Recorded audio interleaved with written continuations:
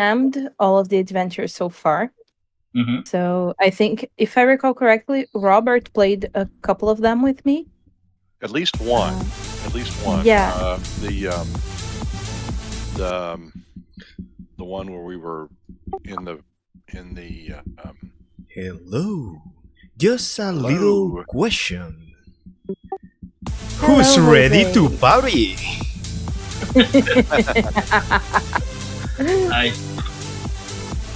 Nice. Yeah, the one where we were in the fortress and we fought the The dragon. epic. No. Hola, Don Kelpis, ¿cómo le ha ido? Dragons of Transformation. Oh, right. Where we made friends with someone that the characters El didn't diablo know vengo a who it saludarlo was, porque esta but, vez no está en el found directo out por trabajo. Me quiero informar de que me están haciendo un players cómic later y un that mini was cómic de mis Silver marines espaciales. Dragon. ¡Hey, qué cool! Yes, Estoy I muy feliz. recall Espero que that ustedes estén one. muy bien. Gracias, Don Really Kelpis. good one. I know that one and maybe one of the earlier ones. ¿Qué But, está I don't aconteciendo? have, there's a few I don't Hola, have. Yolton. Vamos a I didn't make jugar note of Calabozos who y my Dragones, team was, pero la sesión de hoy es very en early inglés. on. Yo There's an epic. presiono control para hablar por el Yes. Discord, así que cuando estoy hablando con ustedes en The very español, first epic. la gente Yeah, por no Discord problem at no all. me oye. It's just, yes, it's always good to have returning players, honestly. And I'm happy to see all three of you here. Thanks, Jose, for helping us to fill this table. I would DM it with two players. I have no problem. I have no problem with that, but it's safer with three. No It's always safer puedo with three. contestarte ahora mismo la pregunta, Yolton, ya que estaré más que todo ahora mismo Well, that's metido not en ominous. el juego. Quizás más luego cuando haya Yeah. un descanso. And as usual, I will start telling a little bit about myself. I'm Carolina. I'm a Brazilian DM. That means I may miss a word here or there, but I'm really confident that this won't be an issue. Sometimes I explain the concepts and the players remember me the right word, or I learn a new word. So Viajar en it's el fun. tiempo es algo complicado. Let me stop you there. Nadie puede I had hacerlo a forgotten that you gusto were en Warhammer Brazilian, so 40.000. You speak Portuguese, not Spanish, right? Yes. So how do you say good day in Portuguese then? Bom dia. Oh, really? So almost more like bonjour in French. Yes. Oh, I didn't realize that. Okay, that's cool. Very cool. All right, thank you. No problem. And yeah, so there is this small thing. It's not really an issue, but I usually learn things from you, or I forget words, but that's okay. Estamos haciendo las presentaciones. I'm from the U.S. and I forget words in English too, so don't feel too bad. You don't speak English. Yeah, I wish I did. That actually makes me calmer. Thank you. Yeah, I know approximately where he grew up. They don't speak English there. As a Colombian, I speak the language of coffee. There you go. There you go. If we're talking about coffee, I do live in the state that produces most of the coffee that Brazil exports. So I have something to say about it. But let's begin this adventure. Thank you. Safety tools, they're always the first thing on the Roll20. So if you feel something is uncomfortable or you feel something can be uncomfortable, please do not hesitate on using them. They are not supposed to be a big problem. They're not supposed to be like a major issue. They're just here to help us communicate our needs. I myself, as a DM, have used the X card because I'm terrified of spiders. Like, I cannot deal with them even on RPG. I tried once. I created a plot with spiders.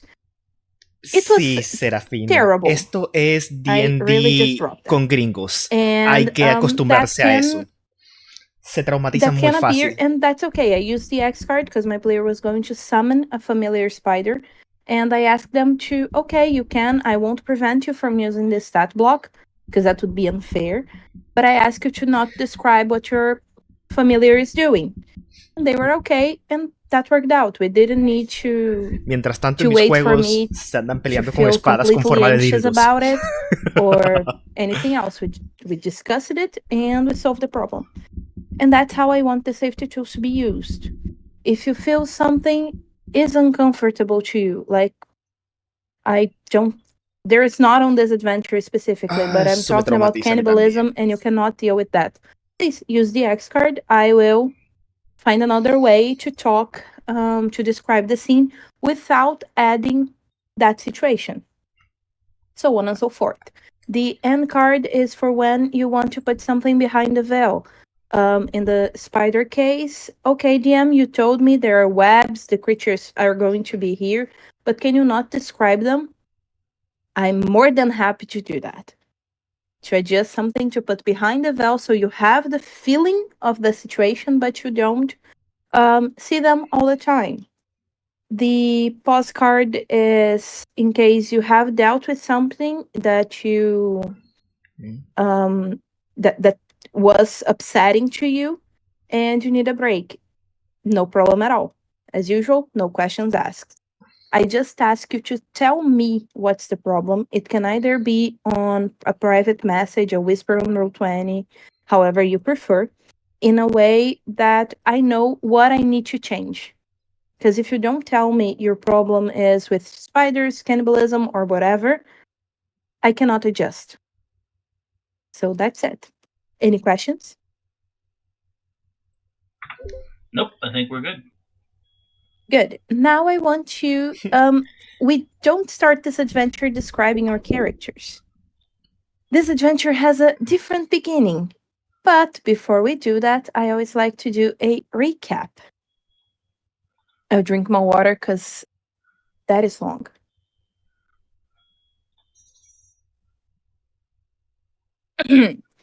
Let's go.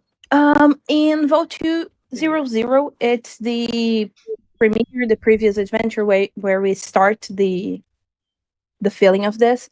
You are around Solanthas right here, and that's when you first learn about the Dragon Army advance.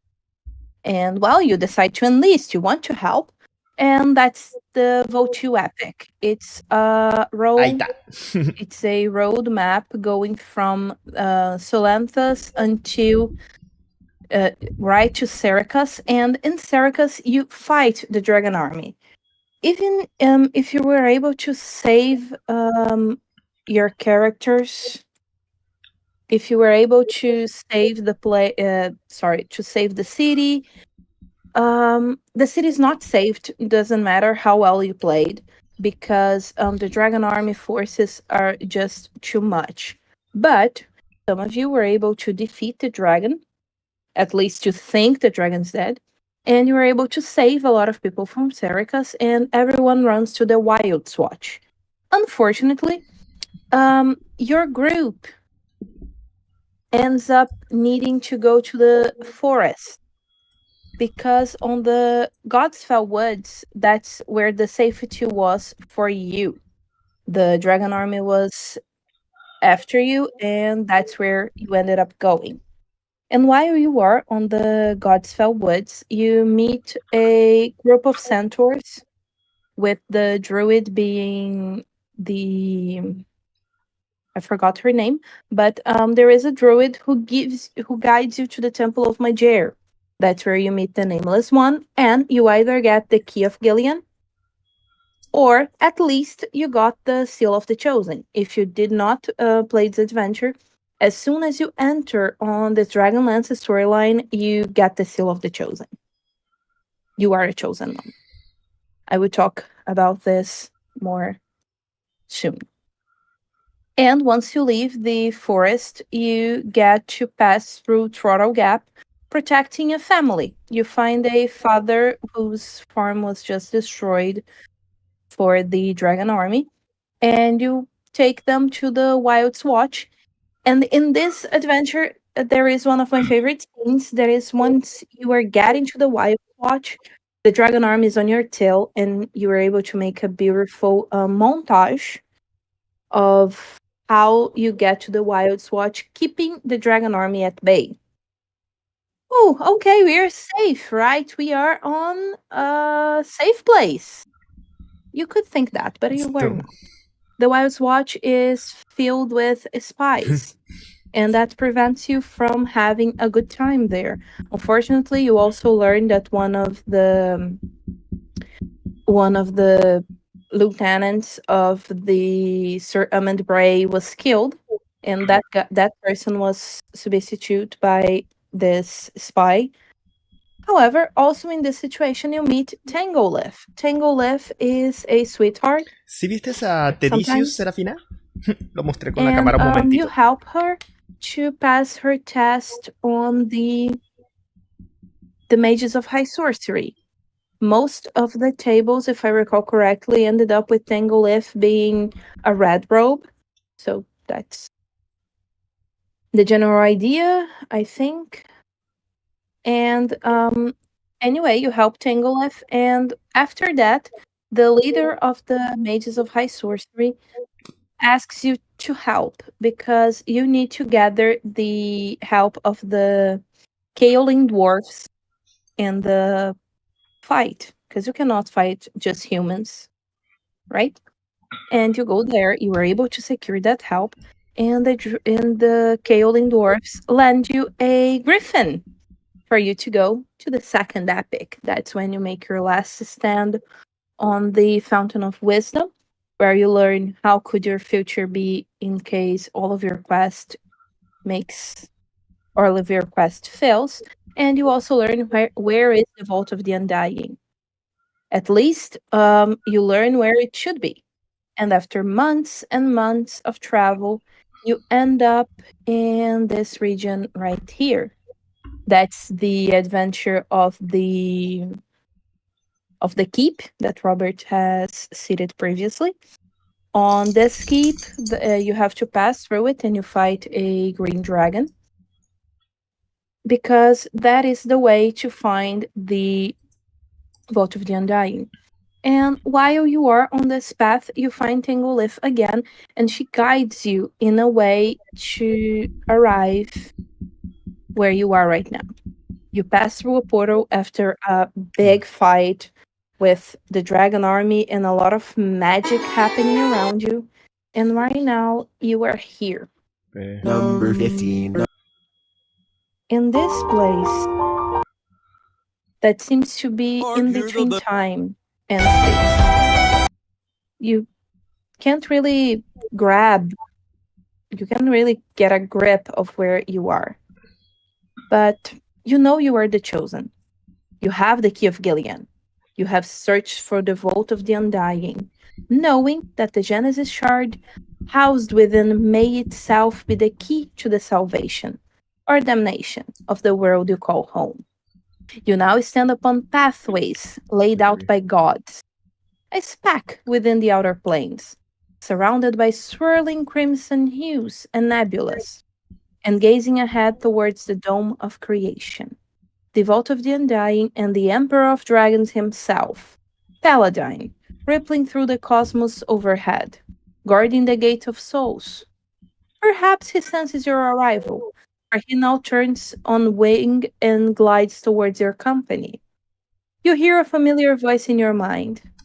I cannot see you, little birds of Majer, but I feel your familiar presence. I assume your urgent quest from elsewhere has brought you else here? Very much the way of Master Majer to tuck something of cosmic importance right underneath my nose. Yes, very clever indeed, Master Majer.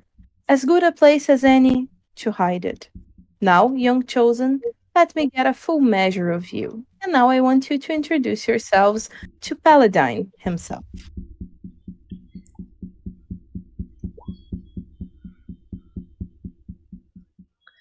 You are the chosen, harboring the key of Galilean. You have searched the Vault of the Undying, knowing that Genesis shard hold hell. Okay. Who wants to go first then? I guess I will. I will bow and say, I am Jorlon. I am a druid. And I have fought the evils of the dragon horde I seek to help in any way that I can. I am at your service. And he is pathways later speaking with the other planes run by sun increase. So he's an elven druid. He's about 5'1". He's pretty short, kind of skinny, dark hair, olive skin. Whereas, of course, what you'd expect a druid to wear is got like leather armor and sticks and leaves and stuff in his hair. That's Jorlon. Very well. Next one. Well, Paladine. Go ahead. Oh. Go ahead. Paladine, I am your humble servant, Evnar, having dedicated myself to you from the moment you awakened in me, as we sought the ancients months ago. As good a place as any to hide. I am a paladine to you. I hope I am known to you. I have tried to do your will in working against Takesis at every opportunity, and I feel like I am narrowing the end of my journey with your guidance and your help. Mechanically, Evnar is a level 10 Oath of Glory paladin. Perfect. You feel an amusing thought in your mind as if he was pleased with your service. I am humbled. Nice. And now you guys see a really weird. I always had troubles pronouncing the name of this race. I usually say Duregar. I think it's like that. You know, the blue dwarfs. Mm-hmm. He seems to be using some kind of crystal helmet. Mechanically, it doesn't do much. It's just that he hates sunlight, as any other Duregar. But he seems to be doing some like music steps, almost dancing on every movement that he does. He looks at everybody else and then with all confidence he says, "Don't you know who I am? I am TJ Subatomic Supernova. My music will reach the furthest corners of the galaxy. What have you done today, simpletons?"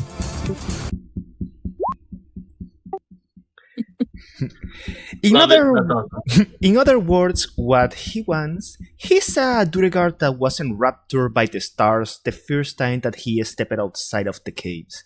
He decided that he wanted to create something worthwhile to send to the universe and for the gods themselves to enjoy. And he decided that to be music. So he wants to attain immortality in music and send it to the stars. Perfect. Well, everyone has inspiration for your introductions. Don't forget to use them. Inspirations, they are supposed to be used as advantage. And if you don't use your inspiration, I cannot award you any one. And if you want to rerolls, we have charity rerolls on the server, as I always,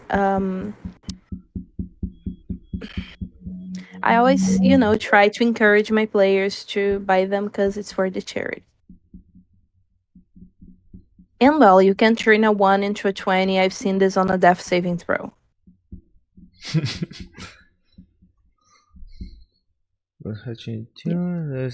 Here the creature activation dies. Okay. And after you make this introduction, I just want to remind you that those who have not played the Adventures, you get now the Seal of the Chosen. There you go. And Robert, I think you're the only one with the Key of Gillian. Is that Joralon? Do you have it? I'm looking through my notes here on this character.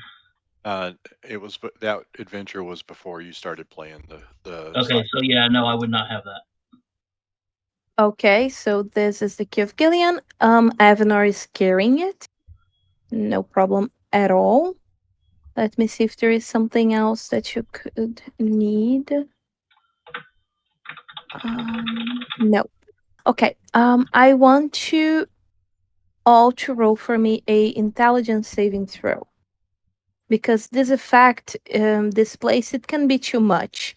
Like you're seeing between planes, you're seeing between words, you're seeing worlds, you're seeing too many things. Paladine himself is talking to you, so it can be a lot. Okay, you know what? Let's use that inspiration immediately. Go for it. Yeah, with a -1, I appreciate the use of an inspiration. What happens is Joralon and Avinar, you are stupefied. Like, this is too much. What does that mean? Don't worry. You are unable to speak and you make initiative rolls with disadvantage.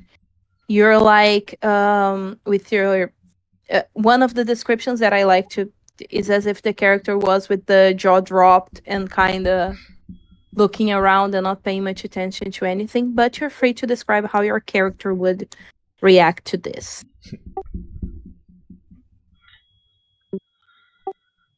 I would like to think that... Go ahead. I was going to say Jorlon would kind of mutter and be playing with his hair and kind of staring at the ground, trying to figure out what the heck's going on. Yeah, I'm thinking that's kind of on point for Jorlon, didn't he? Kind of go off on his own at times. Yep. Evnar is just enraptured by Paladine's presence and having that close of an encounter with him. So he's kind of stupefied into kind of a euphoric worshipfulness. I would like to think with my -1 in intelligence, the DJ is just too stupid to even understand or care what's happening around him. That is a good explanation. You effectively, you cannot grasp the idea of what you're saying. He's just like, nice. Yeah. And as the Dragon Lord glides your direction, another movement catches your eyes. And it appears to draw the gaze of Paladine as well. In the periphery, beyond the Dome of Creation, a patch of darkness ripples, pushing against the stellar curtain of the light-strung cosmos. From that space, distant as it may be, you can hear discordant tones that pierce through the universe, bearing with them promises of further chaos and a river of malice. Paladine releases a roar of defiance against the discord, hurling radiant platinum flames across the plains. His gaze turns again towards you, and in your mind you hear him speak. Do that for which you were chosen, little birds, and do it quickly. The abyss is unraveling, her promise is nigh, and good must give her its answer. He then turns from you and towards the darkness, surging away from you and the vault. A parting word flashes through your minds. This song can return you to your nest. That is the test. And as you start to pay attention around you, you see that you are in the front of a vault. And this place, you see like a gigantic wall of marble. It goes as high as the eye can see. It goes as wide as your eyes can see. But you see the doors. And upon the doors, you see the seal of the chosen. The 3 stylized tear-shaped patterns of liquid diamond, rotating clockwise within the circular perimeter. How do you get in? Sempre. This place is marvelous suspicion. depending on their knowledge of go, more specifically Magier. Is there a keyhole of any sort? Doesn't look like it. I will display my mark of the chosen. Mm-hmm. See if that and also take the key of Gillian and touch it to the door. Great. As you touch the door, you feel that the key of Gillian reacts to it. They split open, revealing a domed hall filled with an interior starlight and a collection of obelisks. In addition, the key leaves you permanently, coursing across the door and adding additional illumination to the space. You are free to enter. And you see yourselves in this place. Here, the interior manages to capture the majesty of the exterior cosmos, but in a bound space. Above you, a domed ceiling is bespeckled with a sparkling collection of heavenly bodies, pouring faint light into the area. Rising from the floor, 9 obelisks are arranged in a circle, surrounding a brazier crackling with eternal flame. Each of the 9 bears a unique depiction of a divine being. Near the brazier stands a 8-foot-tall mechanical entity with eyes that glow with similar flames and arrayed in silver cloth that spills over its metal and marble form. In its hands, it clutches a quill and book, as if on the verge of applying script. It calls out to you in a high voice that resonates with honor and enthusiasm. Welcome, chosen of Magier and Gillian, friends of Paladine. Gaze upon that which is virgin and rejoice that there will never be another to witness the same. The last notes of the first song of creation.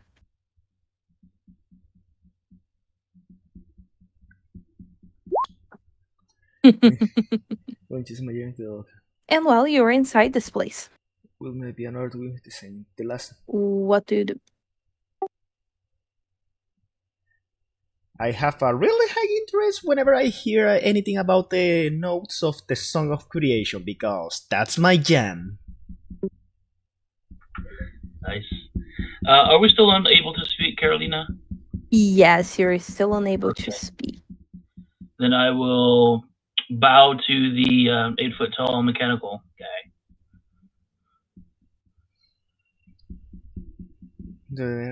Oh wow! No need to bow to me. I'm just an archivist. Please get up. And he kind of realizes that you are not speaking. Oh, I see what happened. And he will touch your forehead, and it kind of takes you off of your stupefied state. And now you're able to speak again and perfectly understand your surroundings. Well, thank you, Archivist. This place is a little bit much. I was overwhelmed. I understand. This was not made for everyone, but you're the chosen. So I'm sure Master Magier agrees that you are able to pass through it. I hope to live up to what is needed of me. And seeing that Avnar is on the same state, he will once again poke Avnar's forehead, and he will be able to talk. Okay, Avnar seems to be on the phone, so DJ will just go ahead and say something like, As someone who likes to sing, I want you just to protect the creation song from the destruction of the dragons that are to come. Nice. Nice, that's awesome. The archivist kind of laughs a little, like as if he was happy with the direction. Well, I see we have a bard with us. Good, good. And he also likes to create. Interesting. Well, now you need to pass this place to enter the vault. We are just in the entrance. How do you think you'll be able to do?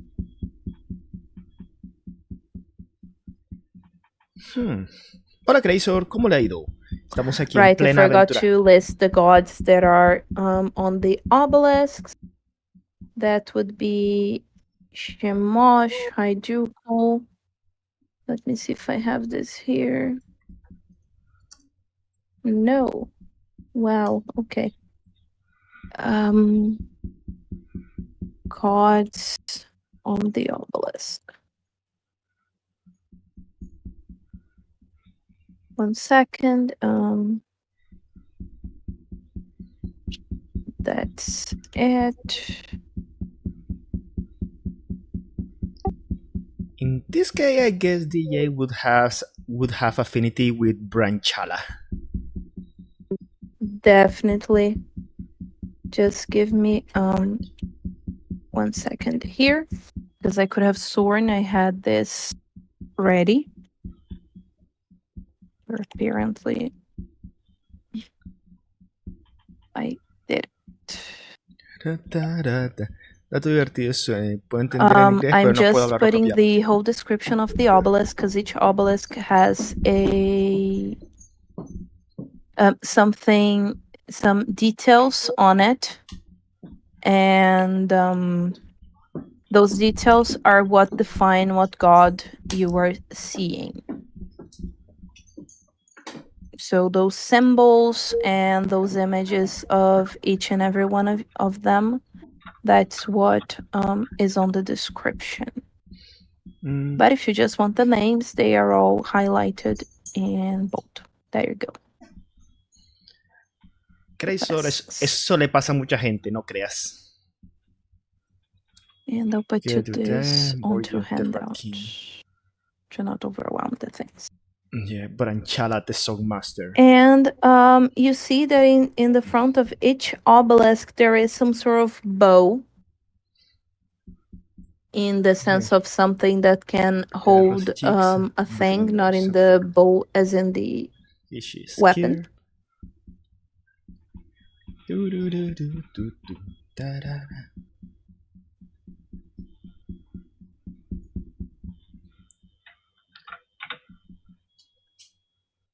¿Cómo le va, Tank? Estamos aquí en el baúl de los que no pueden morir, de un Dying Vault, a tener una conversación con los mismísimos dioses. Y yo soy un Duregar, que es un tipo de enano, bardo, que está bastante loco. Looking at the images of the gods, you also see in the background on the walls scenes from the creation of the universe, the arrival of the gods, the people of Krem. The scenes involve creation and innovation. Do not seem to be doors, windows, anywhere in the room. And in the inner circle, 9 evenly spaced marble obelisks, each of them dedicated to each one of those gods. And in front of each obelisk is a large stone bow on a pedestal. Okay. Joralon worships Zavillan, so I will go up to Gillian the Sage's symbol and see if I can pick up the bow. Will you put the symbol into Gillian's bowl? I'm sorry. Oh yeah, into Zillian's bowl. I apologize. Okay. So you put the seal into Gillian's bow, and you feel like this could be an offering, and it's not completely rejected. But you feel like this could be... There could be more. Like this may not be enough as an offering to a god. Okay.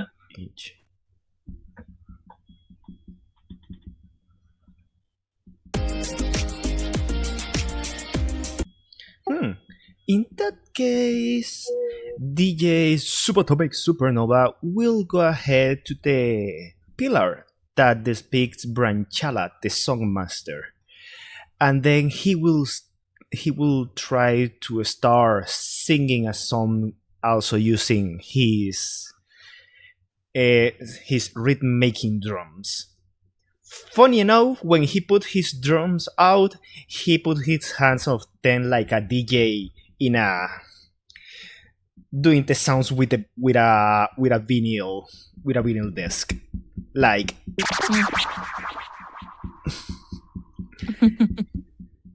He will sing something like,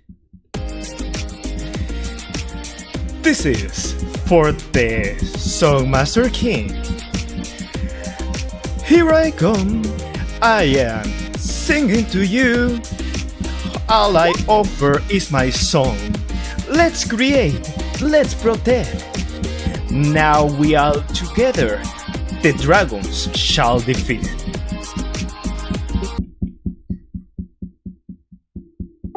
Something like that he will do. And you put the drums in the bowl? Yep, I will put my drums over there, and while I put them, I use at the same time I will use them to make some music. So I need you to roll a performance check for me, please. There we go. Okay, and you have your inspiration again. Nice. I will soon tell you what happened. Avnar, you were back. While you were away, I described the room where we are at. Acabo de hacer In un ofrecimiento back, a la diosa de los the back bardos wall, con una canción. You see depictions of creation and innovation. They're basically images of the arrival of the gods, the people of Cran, how things happened, and yeah, just basically a whole mural with those things. In the center, there are 9 obelisks depicting 9 gods. 3 of evil, 3 of neutrality, and 3 of good. Those are the gods that are depicted there. And in front of each obelisk, there is a bow. A stone bow. And one of them, you just saw DJ Subatomic Supernova putting drums and kind of singing to Branchala, the songmaster. Your friend, Joralon, went to Majer or Gillian? Now I'm confused. Oh, Gillian. Yeah. Gillian, because the perfect. is associated with Gillian, so.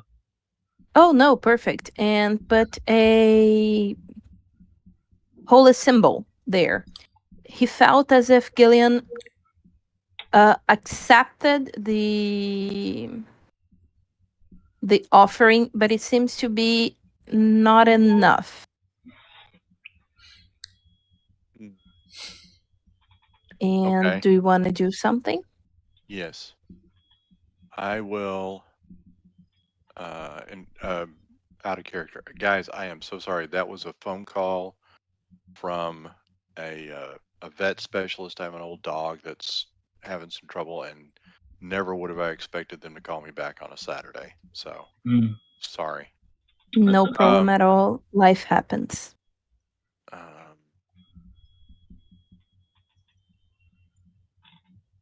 I am going to take a wormling claw amulet that I took from a defeated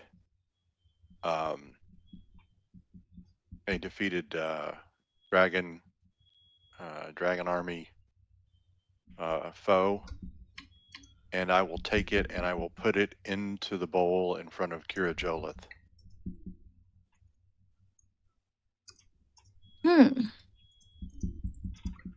Can you repeat the item? I don't think I understood correctly.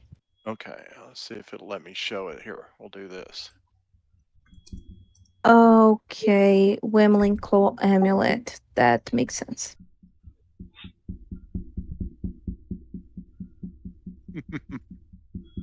There you go. And as I do that, I will say, I offer this to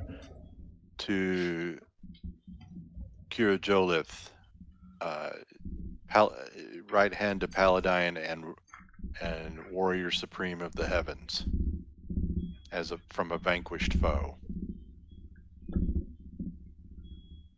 Mm-hmm. Well, after you all put your offerings, first, Branchala, GJ, you hear the song of creation rising around you, mingled with a child's laughter. Musical instruments, I mean your drums, are now inlaid with gold and streams of living sapphire. It's a trinket, it's not worth money, even though it has gold and jewels. So yeah, now you have drums made of gold.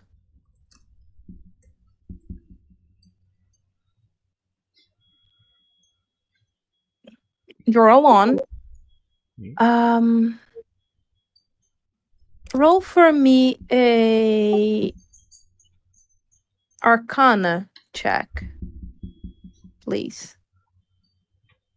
Whoa. That's a good Arcana. Okay. That is just as you put the amulet on the bowl, you feel as if Gillian was trying to take something else from you to make it work. The god wants to make this work. So I will give you some options. Let's go. You can give a little bit of your life. That means you would lose 1 hit die and still take a little damage. Or you could use 1 spell slot to make it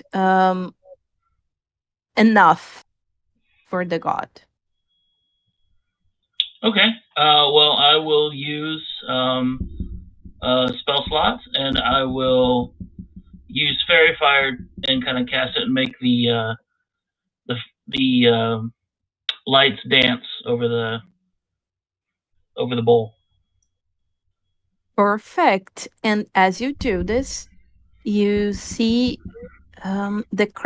you hear the creaking of thousands of leather books opening, the flutter of an uncountable number of pages turning, and the smell of old books. The bowl now is filled with illuminated gold ink. Apparently, your spell started to fall into the bowl, and now you have a gold ink. Okay. If you want to grab it, you are able to. I do. And are you saying a gold ink, like INK, or like how do you spell? INK, yeah. Okay. All right. I take a gold ink. Avnar, you put your token from a defeated foe. You hear the sounds of horns roaring through the space, causing your offering to shatter, then shine brightly, then disappear. Now you have a drinking horn made of your Wimmeling Claw. Okay. Okay, I like it. And now you have 6 other gods to please. What do you want to do?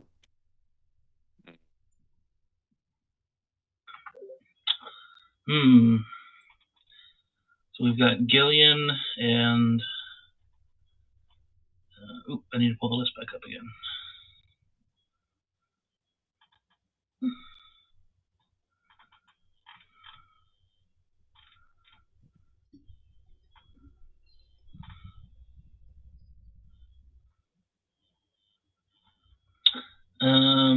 And Branchala, and which one did Evnar go take care of? Kira Jolith. Yes. I will put those in, I will underline them just to make it easier for you to remember.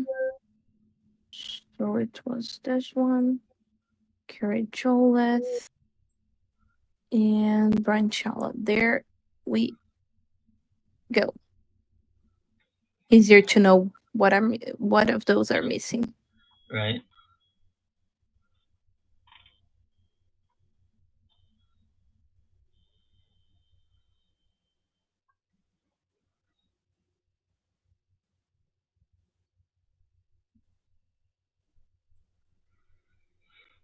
Okay, so we need to get Majer, Shizlev, Rorks, Morgan, Udikel, and Shamash. Hola, Terion, ¿cómo le ha ido? Sorry. No, mi inglés, si vas a retirarme.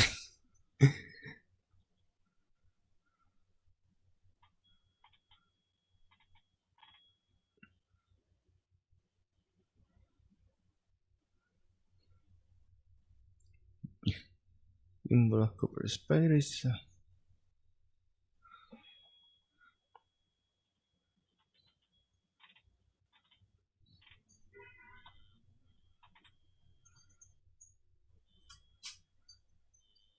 They're below the heavenly symbol of a copper spider. You guys still here?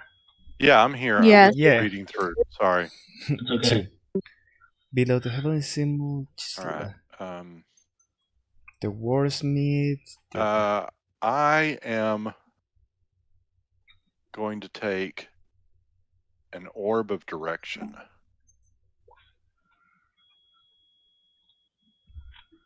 Mm-hmm. And I will sacrifice that. I will put that in the bowl of Rorix, the worldsmith. Now, the fact that he seems to be a dwarf, does the fact that I have and am wearing my belt of dwarven kind with advantage on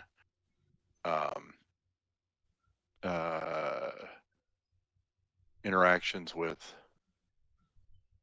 let's see, what does it say? You have advantage on charisma, persuasion checks made to interact with dwarves. Does that apply here? I think we can make it work depending on what you say to the god. Reorx, who made the world, here is a material representation of that has helped me keep true to my way. I honor your creation and it. I put it in the bowl. Perfect. It will work. So your colleagues, what are you trying to do now? I'm sorry, go say it again. Yeah, it will work. I just like to pass through everyone before. Oh, sorry. Got it. Yeah. No problem at all.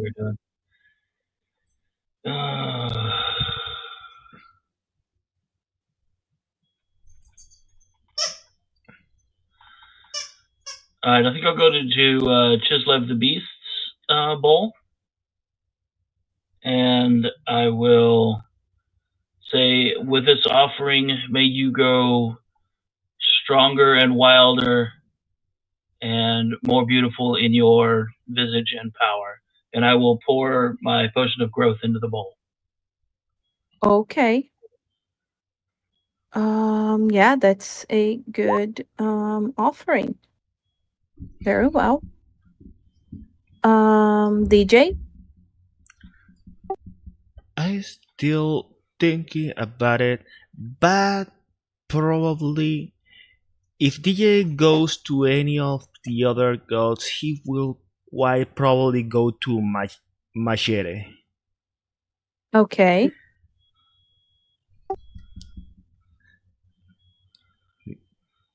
They did finish the Gods of Good, Gods of Neutrality, so Major is the one missing. What will you offer to him? Well, I don't have many. I don't have many things as this character was created not too long ago, but I Mm-hmm. could try to. Oh, you know what? I have a perfect theme for that. In this case, as Majere's symbol is a rose, I guess I'm going to use what it is. There we go. I'm going to make a performance of creation to create a my own copy of the same rose, but as beautiful as I can, and place it on Majore's hand. While I also say to Majore that this is this is my way of showing my true my effort. I don't care about material stuff. I go beyond that. I point to the stars. My own song of creation will reach the heavens and even the gods. Will be all due to my own training and my own sweat and blood. Great. So now let's go each and every one of you.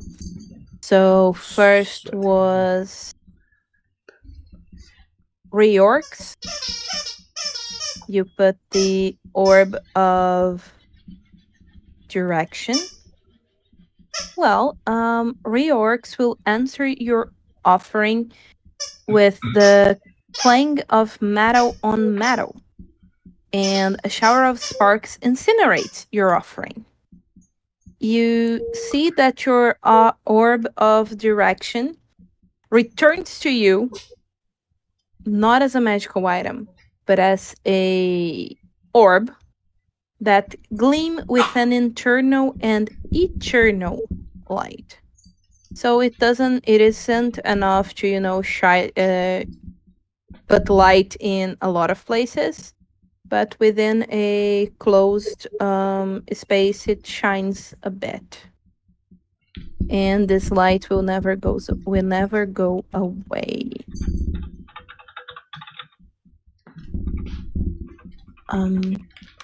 Joralon, your potion of growth to Chislev. Mhm. Well, you hear the snap and snarl of wolves, the rustle of leaves, and the sound of hushing waters. You see as if your potion cracks and its content is spread through the bow. But as you pay attention, this content it starts to be replaced with snaking vines and blooming violet flowers. So you can get flowers from Chislev. Okay, violet flowers. Yes. DJ, as you create your rose and you place it in Kirijolith's bow, you hear the sound of rushing water, following by the clicking cacophony of 1,000 copper mantis filling the bow and crawling over one another. So you can grab a mantis, a copper mantis, if you want. Definitely. So I will pick one. Perfect. And now you are only missing the gods of evil.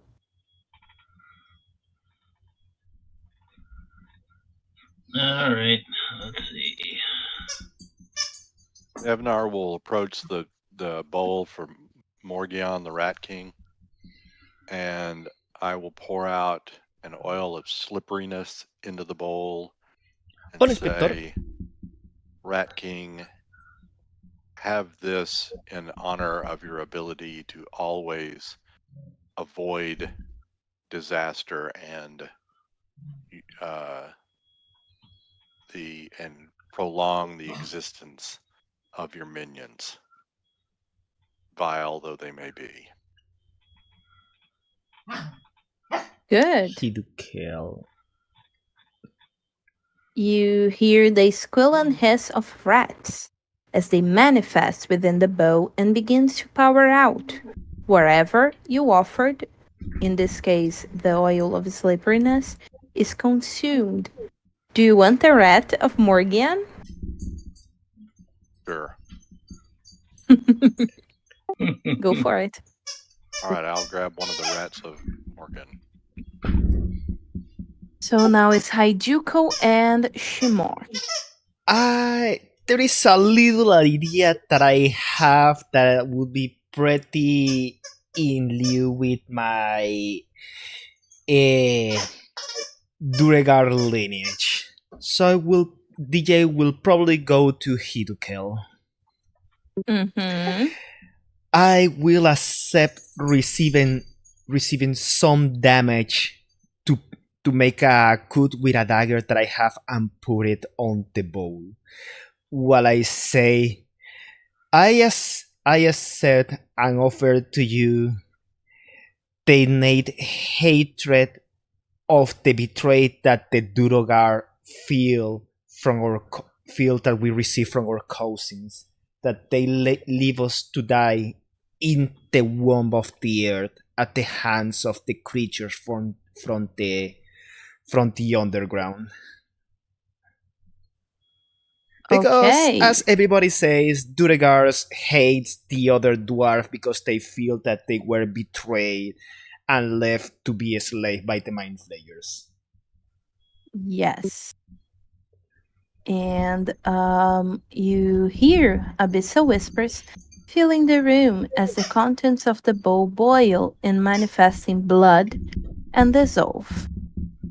So your blood is taken, and now there is blood, another blood, in the bowl. Will you take the blood?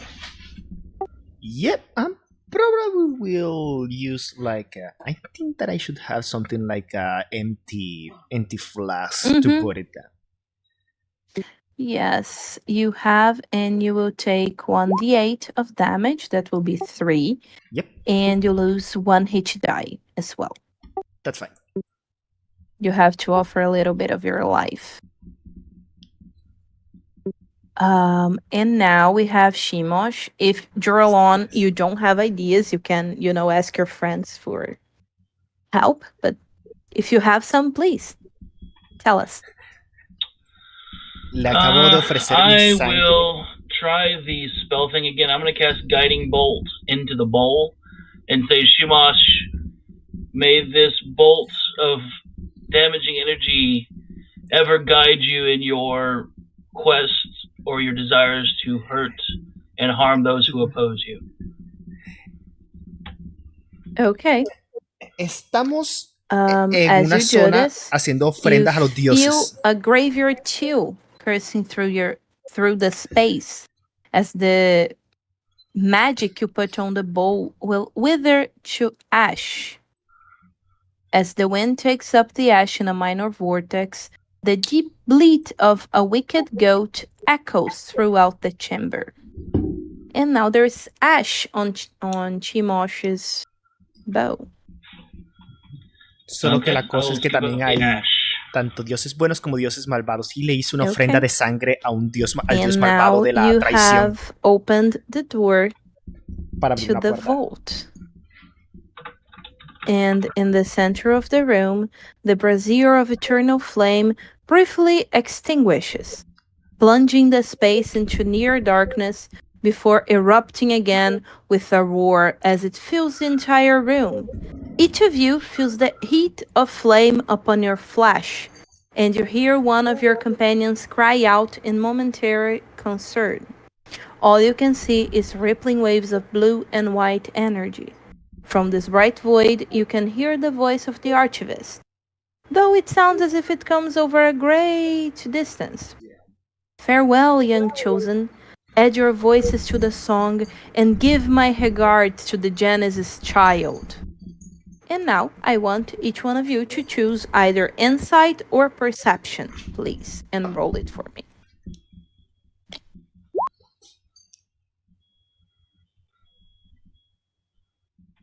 I'm going to use my inspiration here. Good idea.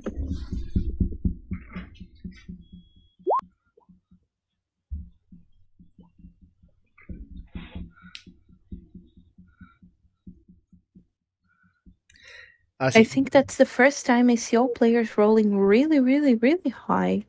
Pretty good. Lo que pasa es Avinar que and Joralon, you both feel a cold current brushing your back, a stark contrast to the heat you were feeling. And then you hear a quiet voice, less than a whisper, touching your perception. You can't make out much, but you catch the phrase, remember or pact. Mi perrito, ¿quieres decir algo, perrito? And DJ Supernova, though the Archivist told you that this is a new space, untouched by time and consecrated to the created, you feel that it's suddenly imbalanced. The song is a bit off key. And that's what you feel before you get inside the vault. And as you get inside the vault, you see that you are all alone. Each one of you is on a different scene. Avnar, you're a paladin, so you will see. You will be in the center of a brightly lit intersection of two wide corridors. The walls, ceiling, and floor are perfectly smooth, illuminated bulbs of glass hanging in the center of the ceiling at intervals of 30 feet, casting bright light. A ringing sound scratches at your ear. You wouldn't call it music, but it also doesn't feel discordant. This is your scene. Okay, Joralon, go Carolina, for it, please. What was the last thing you said in the description before we came to this? Iba a decir que como es el dios de just las after traiciones, the archivist spoke, la raza de mi you gave it a personaje description, right. es and Duregar. there was a phrase at Así the end that que los I'm trying Duregar to remember. tienen un odio generacional contra los otros enanos The porque sienten que archivist los told you traicionaron that the Vault of y the los Undying abandonaron is a a new morir a manos space, de los untouched Mind by Flayers. time, and it Por was eso ofrecen consecrated to sangre. the created. However, you feel as if it was imbalanced, as if the song was off key. Okay. Okay. Thank you. No problem. So yeah, you are on this place there now, and I will come back to you Los in enanos se a ponen muy mamones a second. la mínima cosita. Sí. Joralon, you find yourself at the beginning of a damp cavern filled with luminescent lichen, stalactites and stalagmites as it stretches forward and then curves off to the right. The sound of dripping water creates an almost discernible melody. I am showing you the description right now. Este es mi personaje, por cierto. Okay. And DJ, you find yourself in the midst of a room covered with paintings depicting distorted scenes of humanoids and monsters that seem to shift and cavort in the light of multiple flaming braziers. They are tucked into the room's corner. You hear a distant sound, and you would swear it's the cacophony of a multitude of creatures singing in near unison.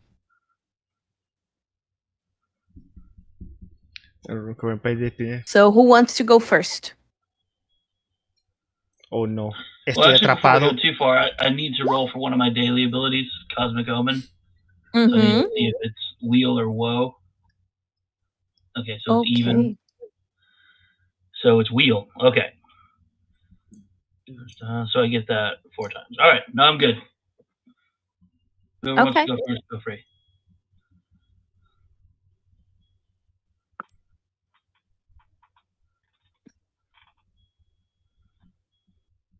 How about you go ahead, because I'm trying to read my notes from prior stuff.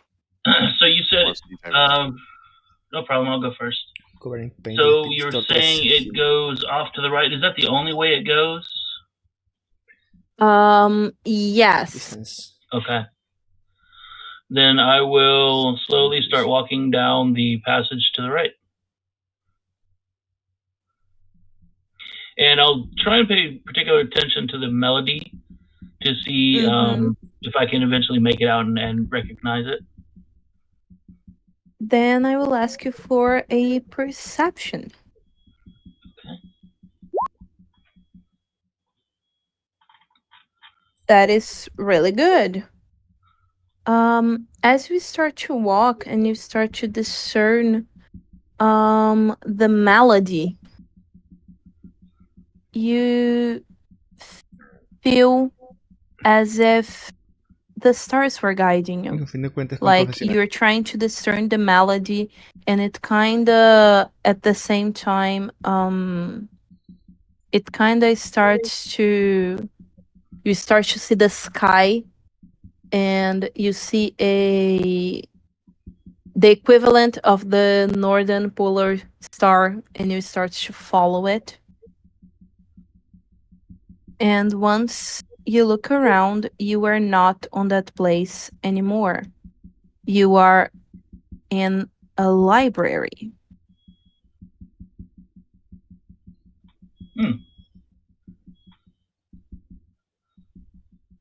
Okay. And congratulations, you were able to leave the dripping cavern.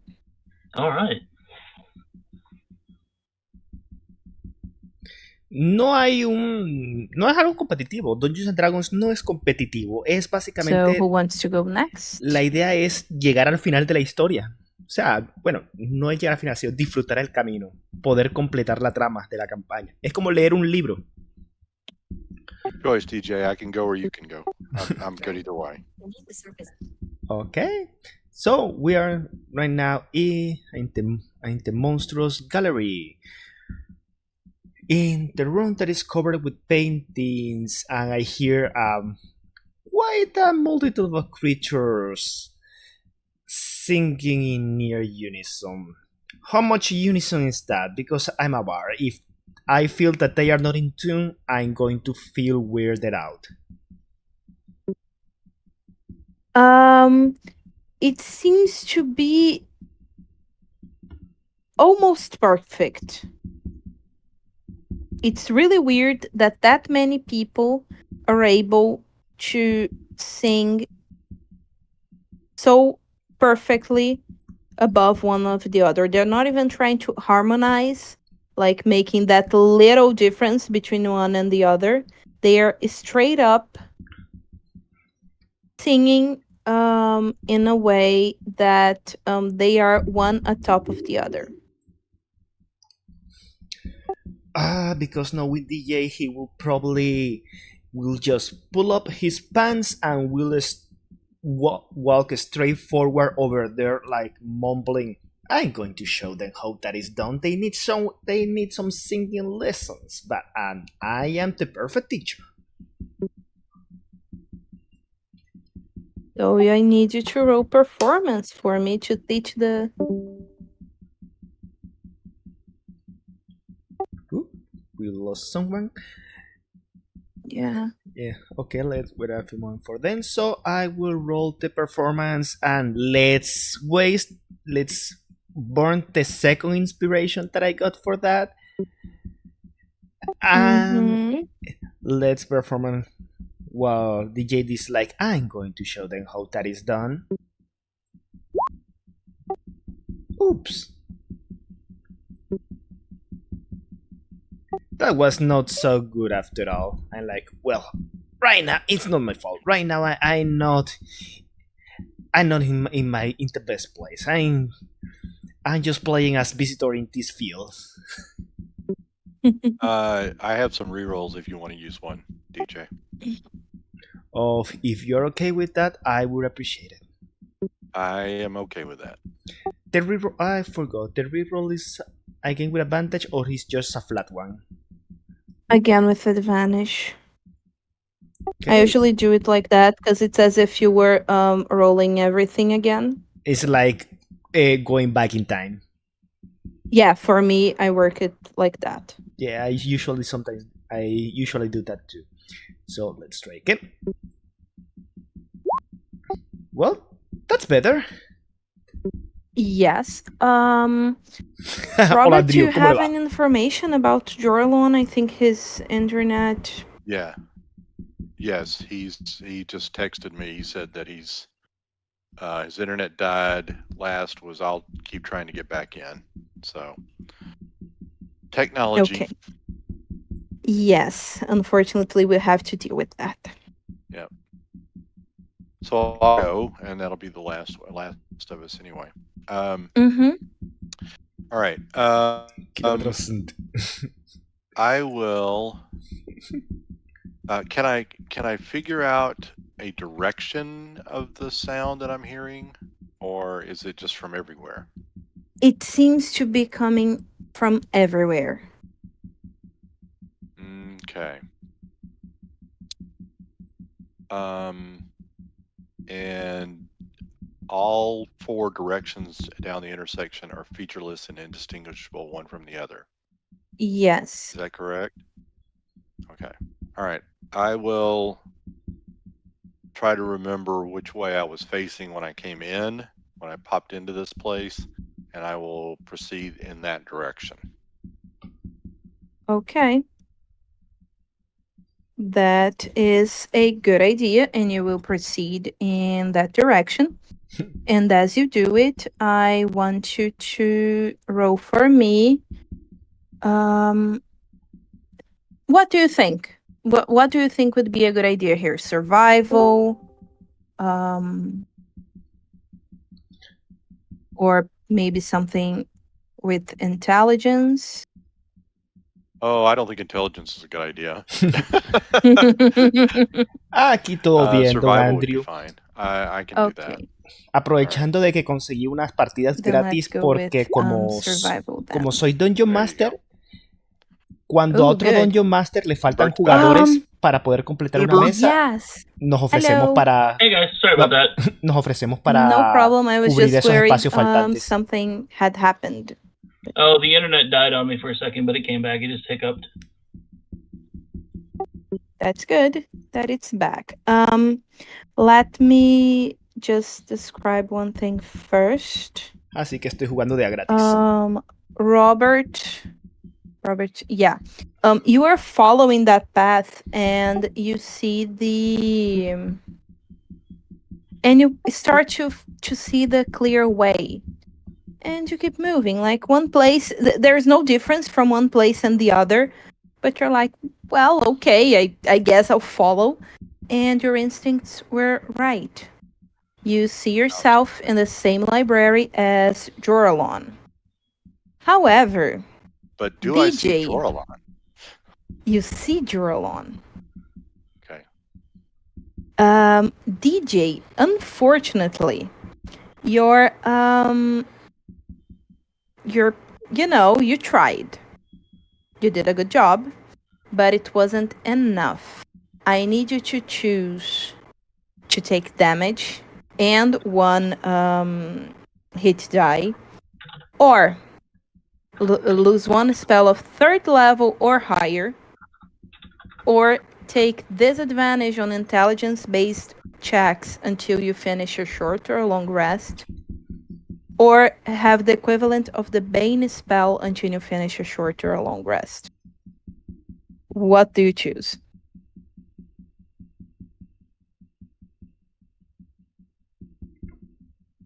I can put it on the chat for you because, yeah, it's a lot. Oh, no. Or you can choose 50-50 or call a friend. You can choose one. One of those.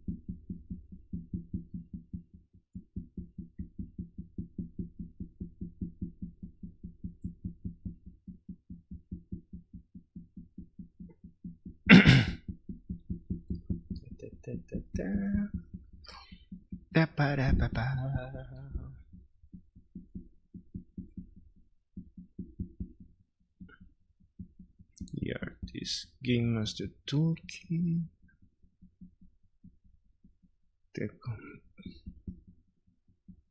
Because this didn't work as well as you would want.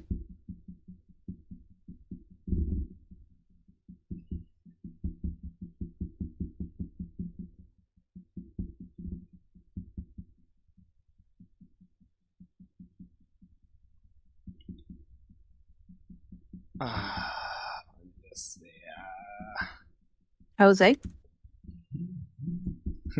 Answer. So the performance was not as good. So now Yes, you have to choose one of those to happen to you, and then we will try again.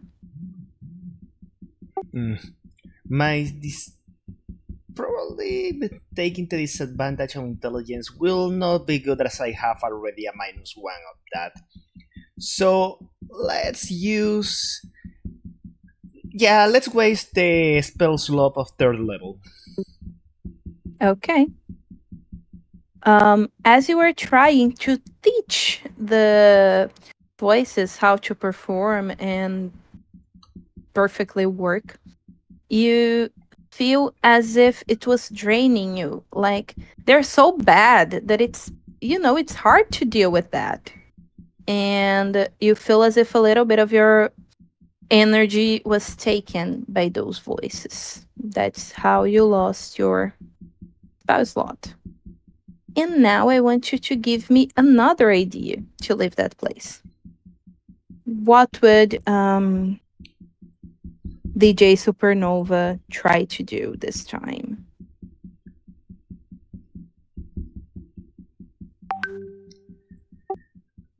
It didn't work as planned, but well, sometimes from mistakes you can make the best of music.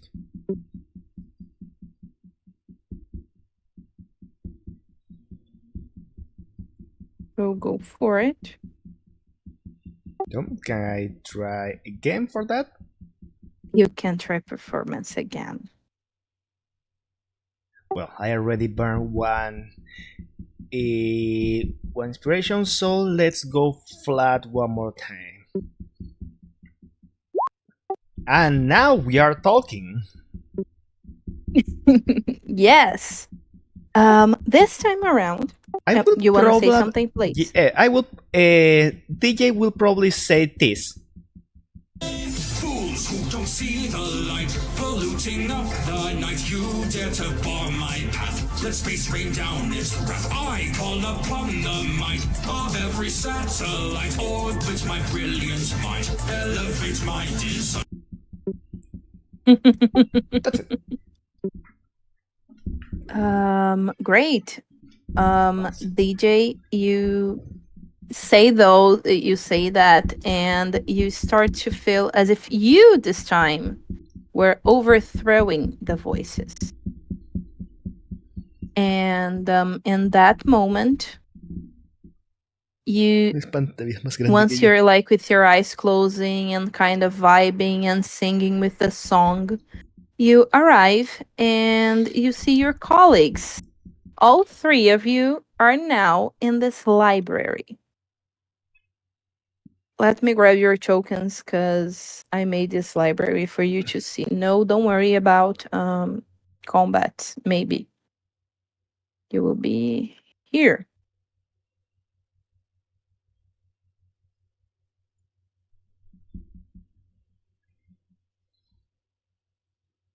Um, as you arrive, you see a big library. There are book stacks everywhere, and there are a variety of rooms. You can pass through one and the other. No problem at all. And as you do it, Pero vea, well, you don't need to do it. este es mi But, personaje. well, tell me, what are you doing in this library at this point? DJ you are all Subatomic there, and you Supernova. are looking at those rooms. You can move around in the map. Friends, I think we should explore this area, but I also think we should remain together. I think that sounds most prudent. Yeah. Also, I think that maybe our tokens are a little bit bigger than we are supposed to be. Yes, because this map I use half of the size of the pixels. Otherwise, it would be too heavy to do. There you go.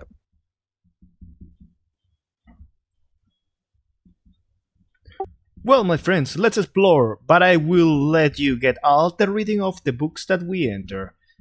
Unless it's a songbook, because my mind it doesn't get able to process all those words. Carolina, what is this?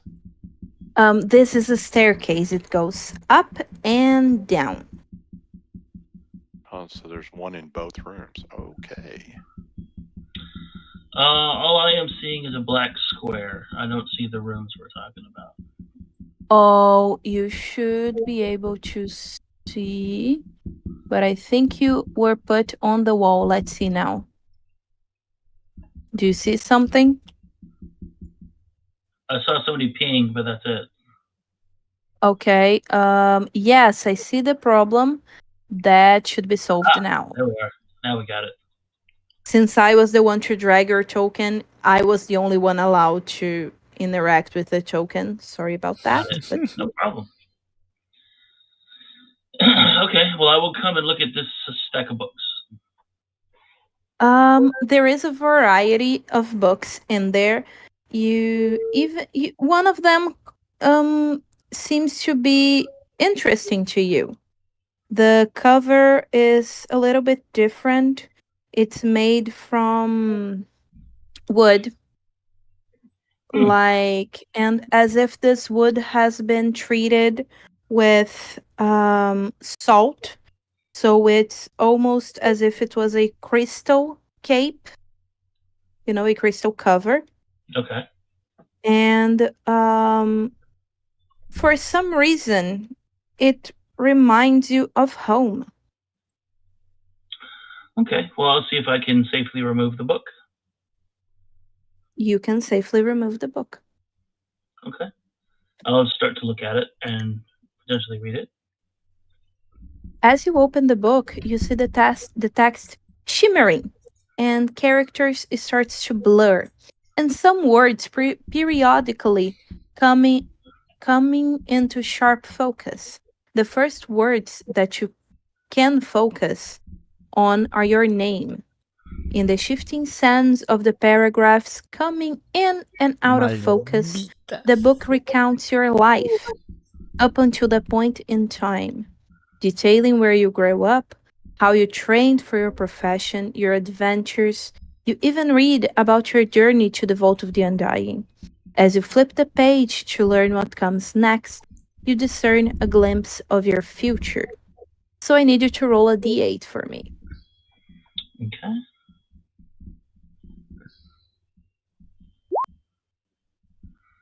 Three.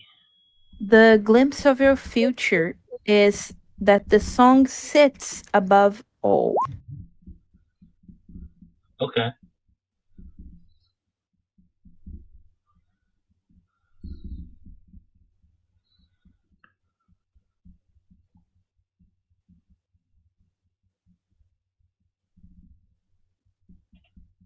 Will you tell this to your friends? Will you do will something say, with that information? I will definitely share. I would say that I found this amazing book, DJ, and I think I kind of got to your potential future here because it's talking about a song and how it sits above all.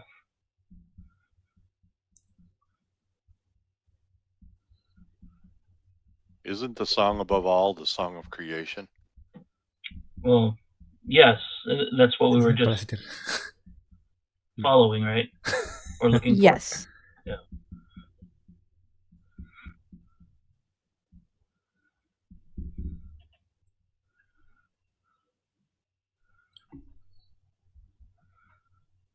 Does anyone, if DJ looks at it, does he see the same thing you did, or does he see something else? I don't know. I'll hand it to DJ and ask him if he would like to look at it and see if he sees his future. That is a good question. Probably I will take a look at it too. You take the same book or you take another book? The same book to see if we see the same thing, or if everybody that take a look have a different vision. As soon as you grab the book, the cover kind of shifts to match you. The cover that was once made with wood and crystal made of salt, now the cover seems to shimmer with the supernova colors, and it kind of reminds you of your companion that you did not show us yet, but the book knows. And you see once again the text shimmering, characters blurring, words coming in focus, and you read your name. And you read everything about yourself, where you grew up, how you trained to be an amazing bard, everything about your adventures. And you even learn how you ended up in the Vault of the Undying. Because, you were traveling through the multiverse and out of nowhere you were there. You learn what happened. You learn that this was your fate. And it has always been foretold like that. And I want you to roll a d8.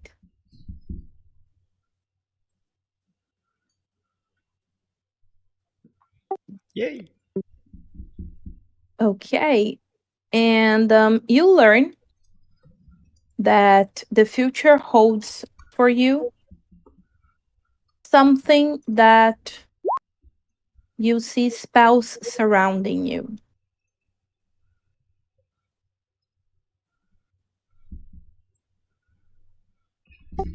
Wait.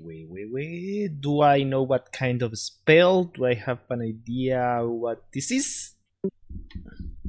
No. You just read about yourself surrounding with spells. This is me reading the book about myself. Beautiful. This is the best book ever. This must be a bestseller. Oh my god. Guys, you have to read this. Evnar will come over to this stack and pull a book out and start to peruse it. The book that caught your attention is one made with leather, but with Paladin symbol in the front. Speaking of everyone, and the symbol of Paladin almost seems to be made of liquid platinum. Even though it doesn't wet your hand or anything, but it seems to be moving in it. And as you open your book, you, just as your friends, see your life. You read your name. And as you start to focus, you see all of your path from the moment you first started to train to the moment where you felt Paladin blessing you. And how this bless took you all the way to the Vault of the Undying. All of those moments of fear, of fight, blood everywhere, and how this led you to a somewhat calm library. This library seems to be it's kind of soothing because the music is around and it seems to be different from everything you have seen so far. So I want you to roll a d8 for me. I will ask you to roll another d8 for me. That's better.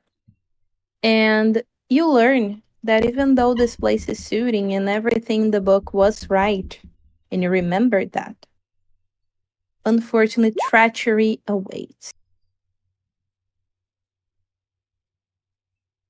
So with that, he'll put the book down and start looking out of the side of his eye at Joralon and DJ. I think you picked up the wrong book. It was very similar to what you two have described, but the ending was somewhat different.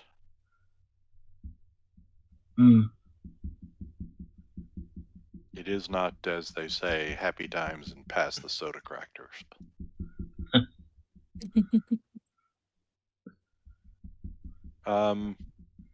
Friends, I seem to notice that all of these rooms seem to be very, very, very, very similar. Should we forego some of these and use the stairwell to see what is above and below? Los números de dado son simplemente dados que puedo lanzar. I think that sounds reasonable. Para lanzar dados. Shall we go up or shall we go down? DJ, are you of an accord? Yep, I'm on the same accord, guys. So, how about we can always flip a coin to know if we want to go up or down. All right. Do the honors.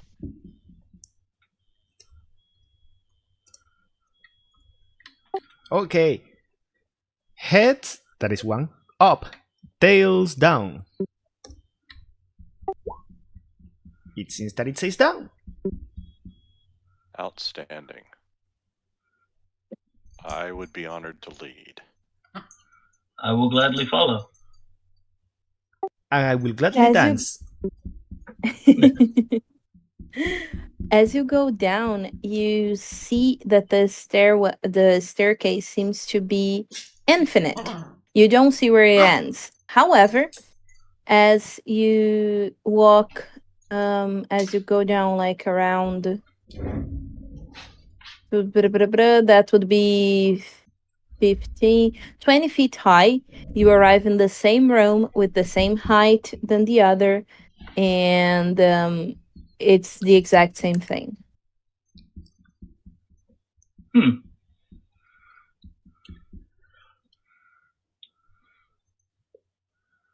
Okay. Yo soy Do we dare try going up instead? Soy un bardo llamado DJ Subatomic Supernova. But twice, maybe? Or do we think we're just going to end up back here again? Well, I think we probably will be getting just back here anyway. But we can also try. Go ahead.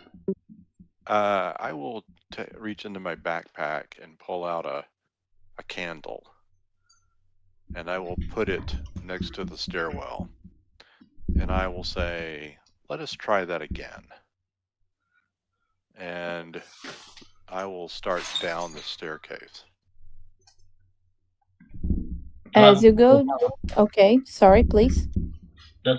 You got it, so that's gonna follow. What? I just said I was going to follow. Oh, okay. Yeah. Will you join us, DJ? So one more On the time. off chance that we're not going to the same place? You know what? This would be fun. I will go. I will also go with you then. All right. Okay. Everyone will do the same thing. And as you go down, you arrive in the same room without the candle. Without the candle? Yes. Okay, we're not going to the same place, friends. It just looks the same. Yeah. So let's go back up and see if the candle's there. Okay. The candle is there. Oh. Okay. All right. So evidently we have what appears to be an infinite number of layers. Mm-hmm. I don't have an infinite number of candles.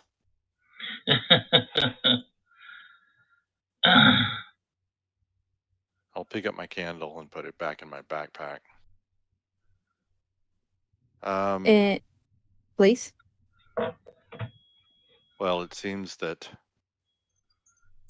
perhaps I was hasty. Perhaps we should look more on this level and see if there's some other more mundane way to pass through here.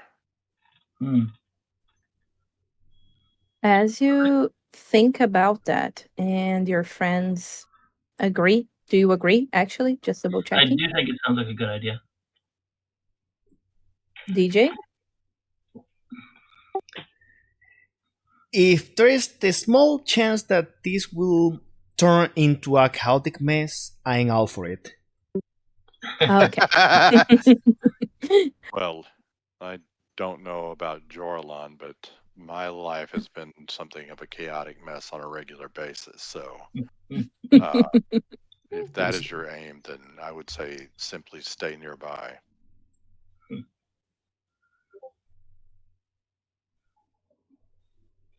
All right. Well, we should travel in one direction for a while and see if we can actually find an edge. And while you're traveling, you always start to hear a new song in the air. And then you see a young girl running through the library, who rooms ahead of you, laughing and sprinting with abandon. The young girl has skin that shimmers like starlight and metal foil. Her hair is long, curly, and a mixture of bronze, copper, and gold. Her eyes glow like diamonds, and in the left center of her chest, a bright glow like a blazing sun. For the first time, you see something different that you weren't the one to put there.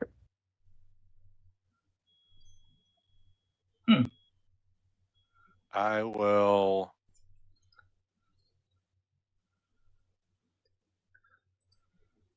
yell out in Salamnic, "Please stop. We wish to talk." No, not tienen, Miguel. You hear in your voice while she's still like walking, hearing, like walking, laughing, sorry. And talk about what? You all hear in your minds her answers. We wish to know more of the nature of this place.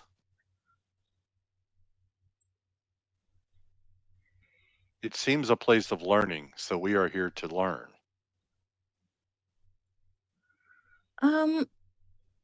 This is a place to learn, but this is also a place of nothing and everything.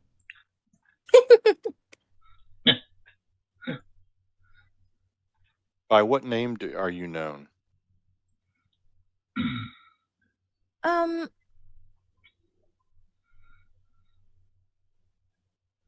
She kind of thinks, and you hear in your mind like a little confusion.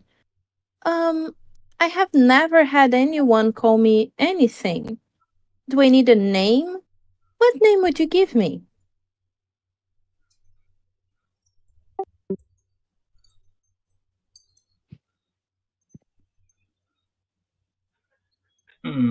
Aurora. Aurora is a good name.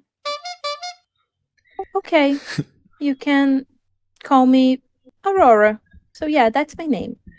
That's good. I mean, if everyone agrees. Because if you let me to my devices, I would have to say, okay, your name is... I see. If everyone agrees with Aurora, that means. Yeah, we'll go with Aurora. It has to do with with light coming from all around, from an indeterminate space. Solo está la Dungeon So Master are you y of light? somos 3 jugadores.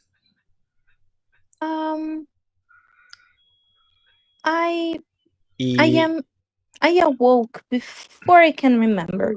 Y no, Miguel, ellos simplemente están jugando. Ellos no tienen nada que ver con el directo. You are time people. I am not. You are here and you are now. I am the song and the universe. I see other yous in different times but in the same space. As she speaks, you see a vision of yourselves in her eyes, accompanied by multiple versions of other parties of adventures similar to you.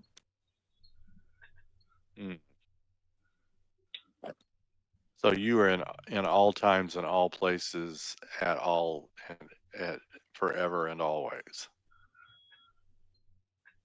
That is a good description. Are you the embodiment of the song of the universe? You could think that, but do I need to be? I don't know that need to be is a proper thing. We either are or we are not. And I don't know what you are, but you are. Interesting.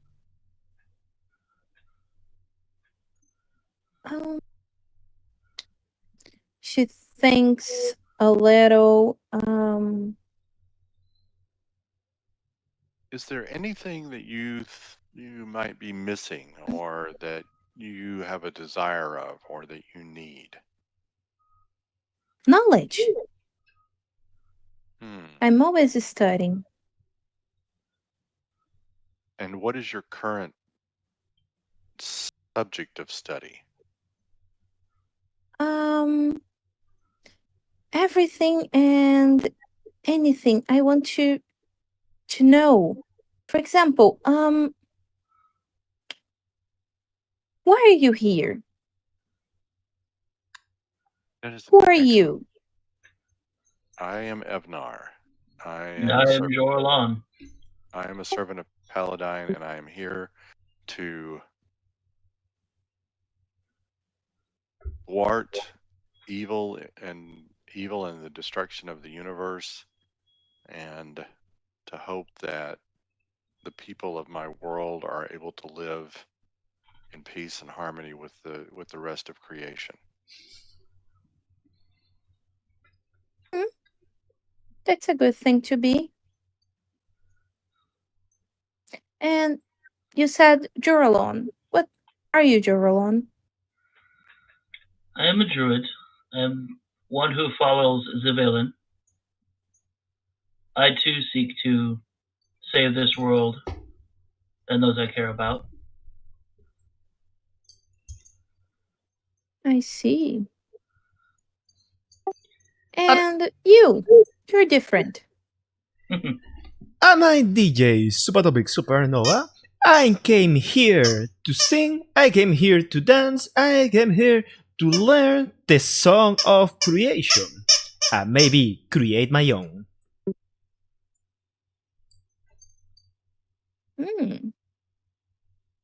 Well, I liked you. Follow me. And she starts to run through the rooms and looking behind to see if you're following.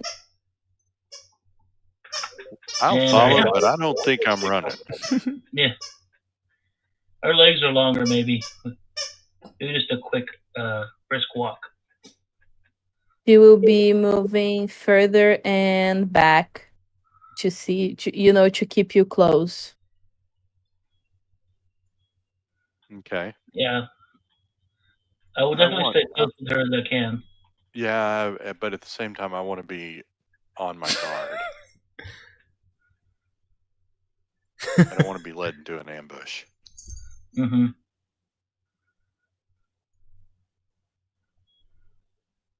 Well, after you pass 5 rooms, in the 5th room you see something different. A set of double doors with very ornate borders and lettering in celestial, which reads, "All who seek knowledge are welcome." Aurora gestures and the doors open, revealing an enormous reading room. I will put you there.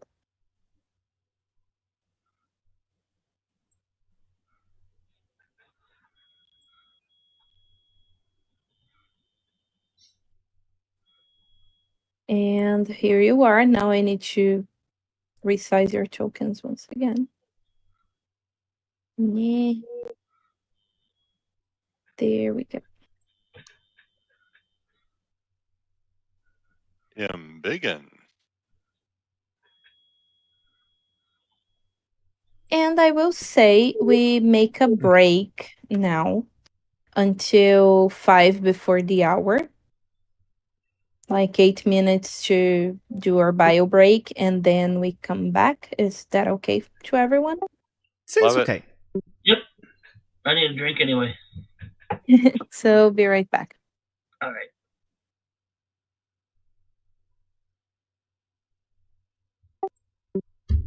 Ok.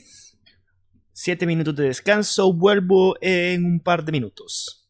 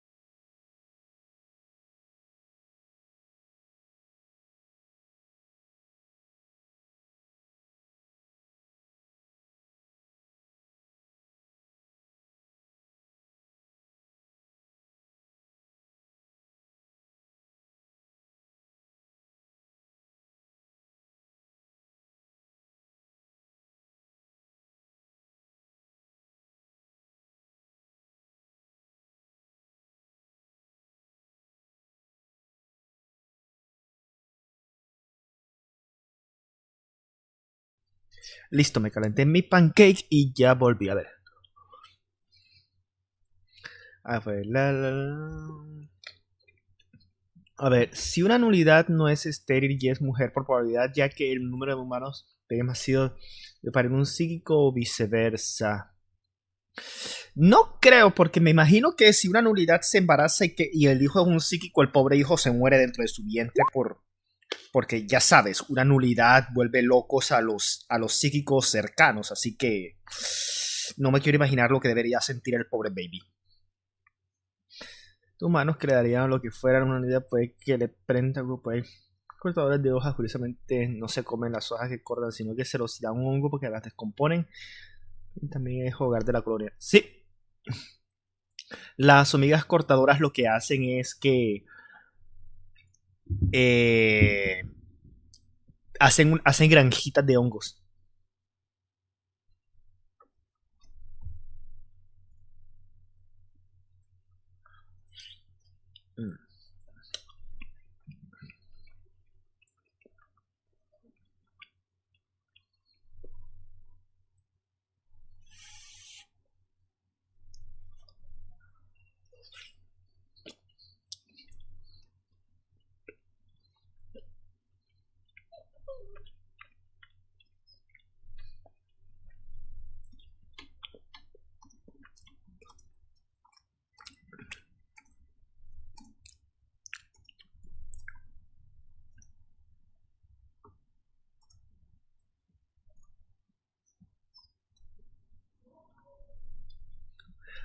En el patio más hay unas que te dejan las plantas bien peladas.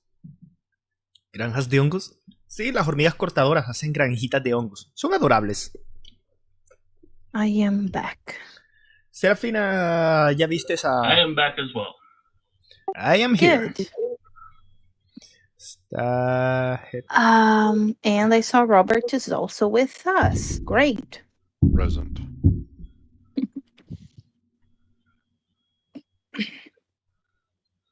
As you get into the room, you have some time to take Mira, a Serafina. look. There is a big globe here. A lot of reading tables with chairs and stuff. All of the sides are filled with what's the word? Bonito, bonito, Book. bonito, bonito. Ba-ba-ba-ba. Here, I should have this here. Ba-da-ba-ba-ba-ba. Bookshelves. Perfect. The whole sides are filled with bookshelves. Sí, el problema es que él And ve que yeah, estoy that's comiendo basically what you're pancakes seeing. y What quiere do que le you dé. do?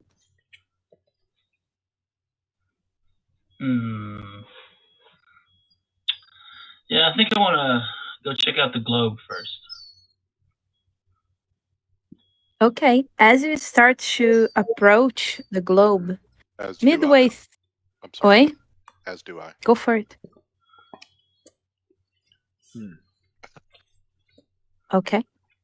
As you start to approach the globe, you see from the center of the room, the large globe begins to hum as it glows and sparkles. Inside, you can see a floating disc. The Aurora glides towards it before turning around, cocking her head and asking, "What else did you bring with you?"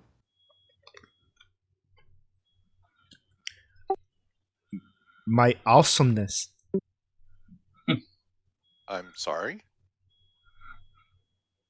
I feel the divine in this place. They're coming. They are here. Swirling dark gazes creep from either perpendicular side of the globe and thicken into pillars of smoke 7 feet tall, one blood red and one black. The black smoke flows and becomes fluid, powering itself into the form of a racially handsome man in robes of black silk and velvet. He bears an inviting, if somewhat malevolent, expression on his face. The red smoke pushes and strains against itself before suddenly solidifying into a red-skinned horned man in dark robes, with a barbed tail curling out from under the hem. Each of them seems to take on solidity, complete with fine detail.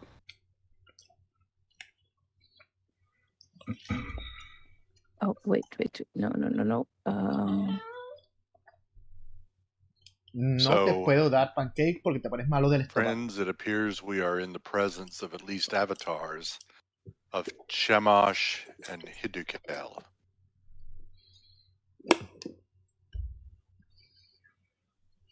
To what do we owe that? To what? I'll address them. To what do we owe this dubious honor? 1 second, let the DM put the tokens here.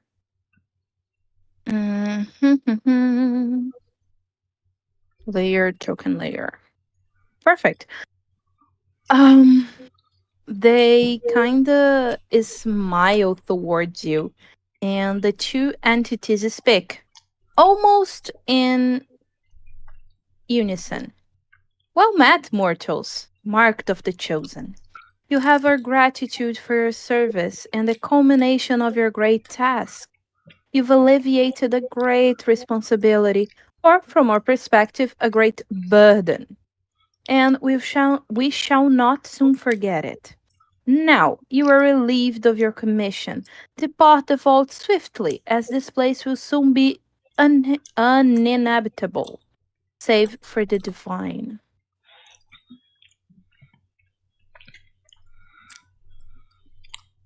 I require more information than that. Please tell me what you're referring to as our commission, because I am absolutely certain that I did not undertake this to be service to such as you. You may not have. Go for it. How is it that we have served you simply by opposing Takesis? He smiles. Well, you brought us to her. And Aurora lets out a startled cry, saying, "Remember, fiends of the broken and corruption." With that, she reaches out, embracing the globe and immediately teleporting within. In one swift movement, the two divines shift back to their smoke forms and follow, obscuring the glow of the globe and leaving their demonic ilk to contend with you. Ooh. Well, that was an unexpected situation. Okay, so Carolina, I just want to be sure I'm getting the picture right here. So Aurora kind of jumped into the globe, and then the two entities turned to smoke and followed her in. Yes, that's exactly what happened. And what can we see in the globe now? Anything? Now you will see the two creatures they left behind for you to fight. Okay. I'm just adjusting this in a second. So that is to say that we can't really make any details out on the... Yes, because right now you are on initiative and you're fending for yourselves. Okay, before we get that started, I want to make my fellow players aware of some things. So there's this.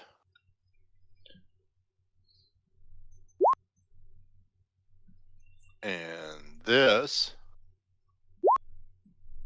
And, pardon me. And this.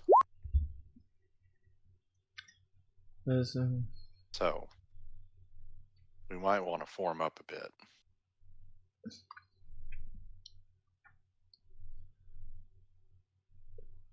All of your auras are 10 feet, right? One is only 5, I think. Oh. 10 feet. No, you're right. No, you're correct. I'm sorry. You're correct. The aura of alacrity, it says that allies will start their turn within 5 feet of you. Have their... Yeah. The alacrity is the 5 foot one. So the rest of them are... Just to remember, we have 2 effects. Yeah. Oh, I don't think I put the second effect for everyone to see. Let me... Well, yep, and now you can. That's the wrong token.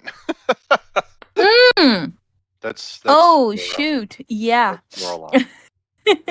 My bad. It's okay. Yeah. So 10, 5, everyone can see it now. Actually, we can't. No, I didn't play save settings. Oh, there it is. Okay, got it. Yeah. I was just double checking.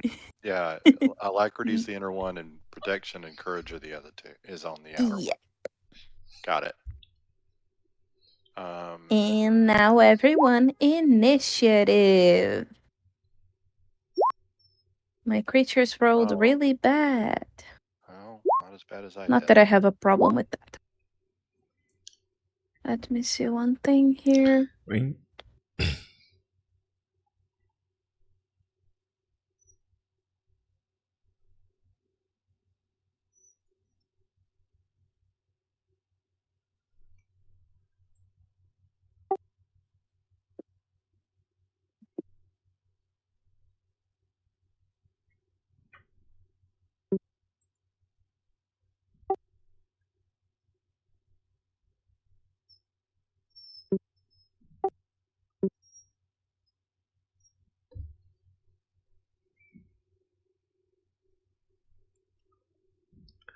Medio que los Nolins son como las hormigas cortadoras de hojas conociendo el ecosistema piel verde. ¿Podría decirse? Well, everyone is on the initiative tracker. Let me just change one thing here. And we can start.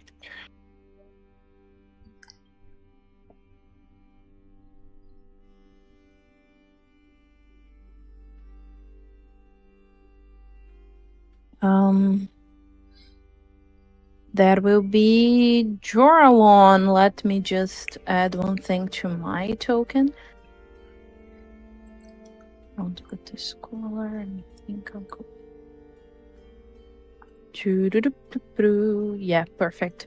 Joralon, what do you do?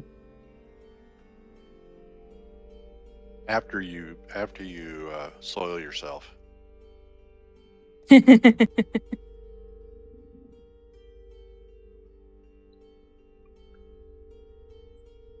You're on mute, Bert, if you don't know.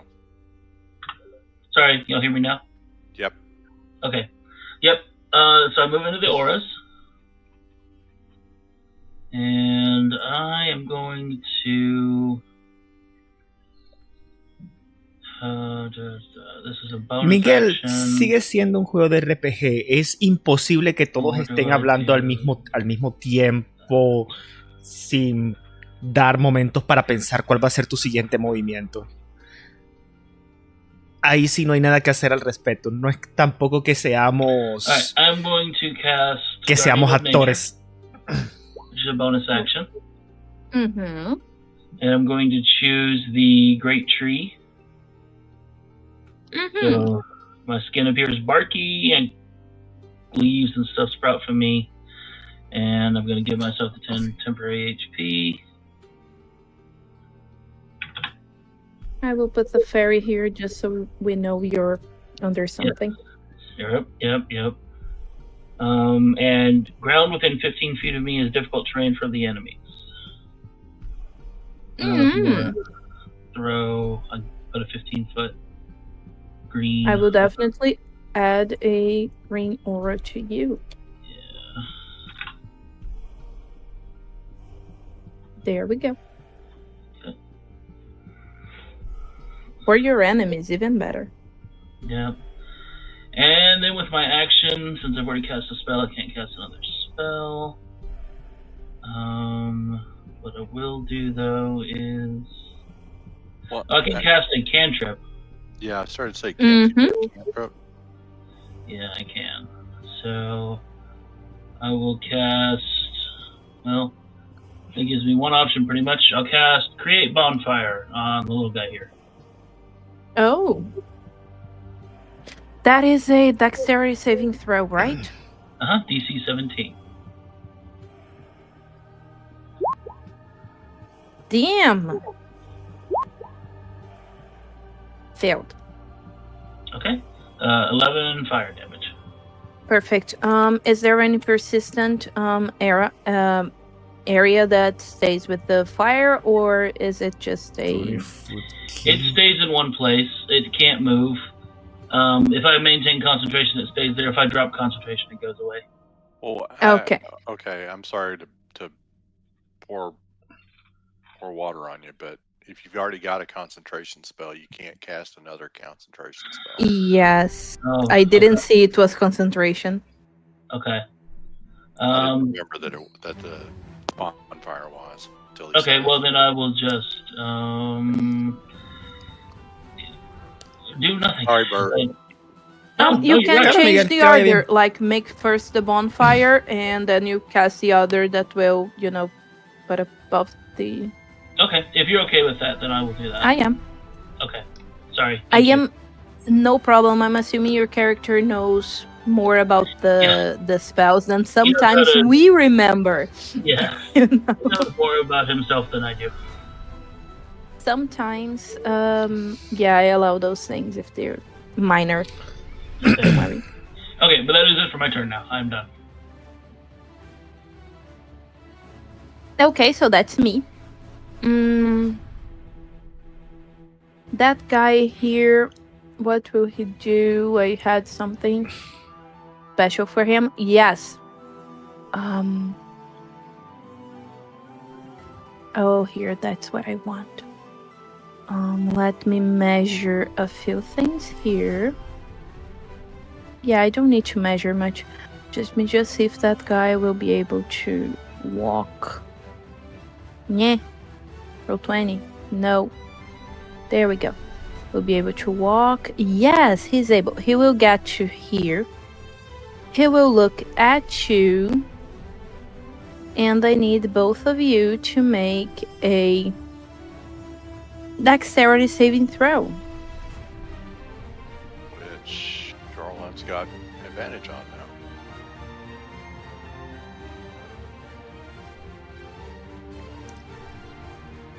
Okay, and we both get +4 bonus. No, my tree form only gives me advantage on Constitution saving throws, not dexterity saving throws. Oh, I thought there was something in there about dexterity. Oh, it was the Yeah, attack. if I make attacks, yeah. Yeah. All right, cool. You do have a +4 on your saving throw, though. Okay, so that gets me to an 11. So 27 total for me. When you feel that line passing through you, you feel that there is something really wrong with you. And Avnar, you're able to get away because it wouldn't be good. It wouldn't be good. Jorlon, unfortunately, since your colleague was in front of you, you weren't able to dodge it as much as you wanted. Ah. Is it too late to offer a reroll?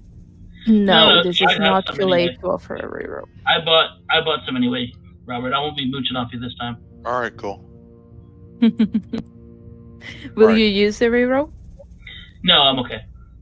Okay, in that case, you will lose 4 constitution points. You have to reduce your constitution score by 4. Okay.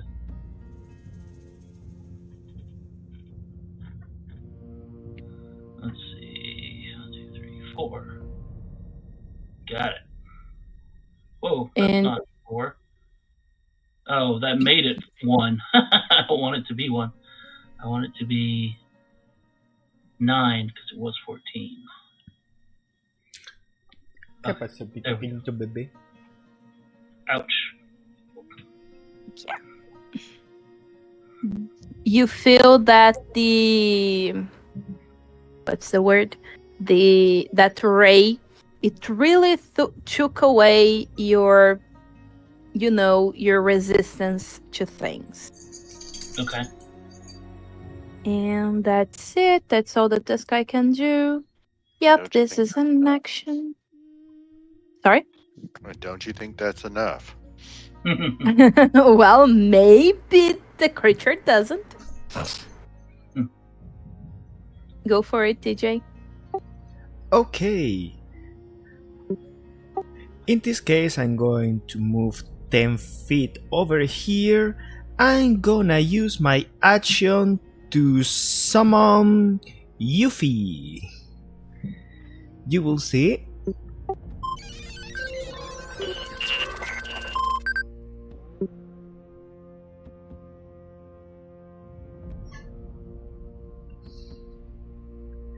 A little toy UFO that I have, and I use them my dancing abilities to give it life. In other words, my animating performance. This little fella now is my dancing object. That was my action. And with my bonus action, it says that I can use my bonus action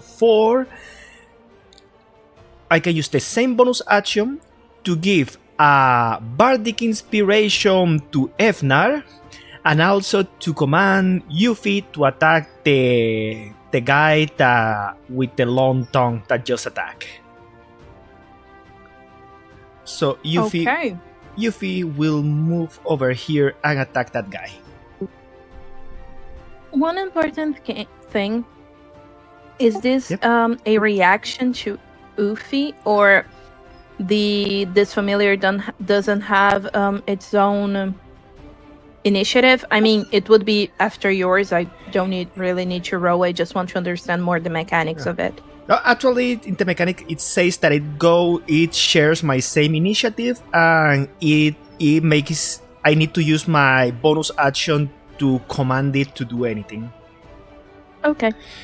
So my bonus, but when I use my bonus action to give a bardic inspiration, I can use that same bonus action to give command to Yuffie. Okay, perfect. So the command for him will be to move and attack that guy. Okay. So attack that guy. I believe in Yuffie. 17 is enough. Is? It is. You can roll the damage. Oh wow, that hurts. Nice. Okay, perfect. And Evnar has a bardic inspiration. It's a D8. And I will finish. Let me see. Thank you. One. Another will be 20 and 30 feet. That's my movement and everything. Okay, Avner, I need you to roll before everything else. Let me just double check. No, you are not within. Go for it. Do your thing. Okay. All right.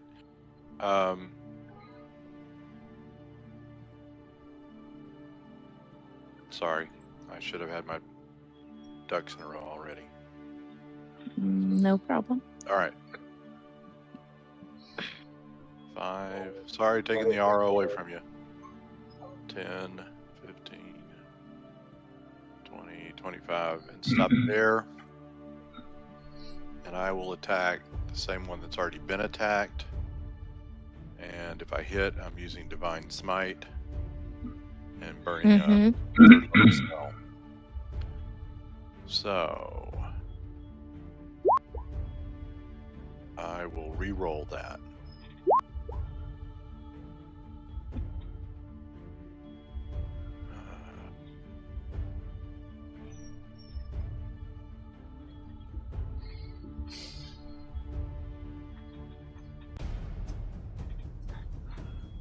Alright, bookkeeping's done. And re-attack. And I got the same answer again. Oh my gosh. I'll roll my D8 and spend my Bardic Inspiration. Okay. Get 13. Which I'm going to assume misses.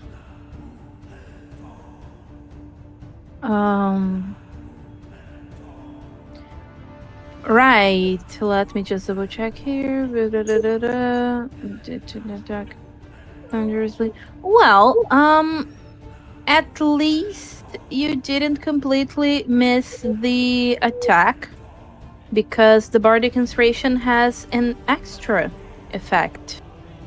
Want to describe for us, DJ?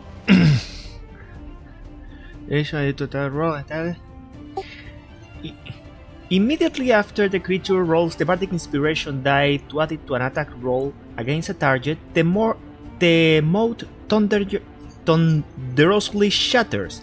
The target and each creature of your choice that you can see 5 feet of it must succeed in a Constitution saving throw against my spell DC or take thunder damage equal to the number roll on the Bardic Inspiration die. It won't be much, but it's something. It's something. yeah, the GM doesn't know how to roll apparently. Yeah. There we go. Yeah. We have the first one will fail and take 2 thunder damage. The second one won't take damage, or do they take half? No, it is they don't take. all or nothing. Good. But yeah, the guy that was taking damage keeps taking damage. This is something. Bonus action.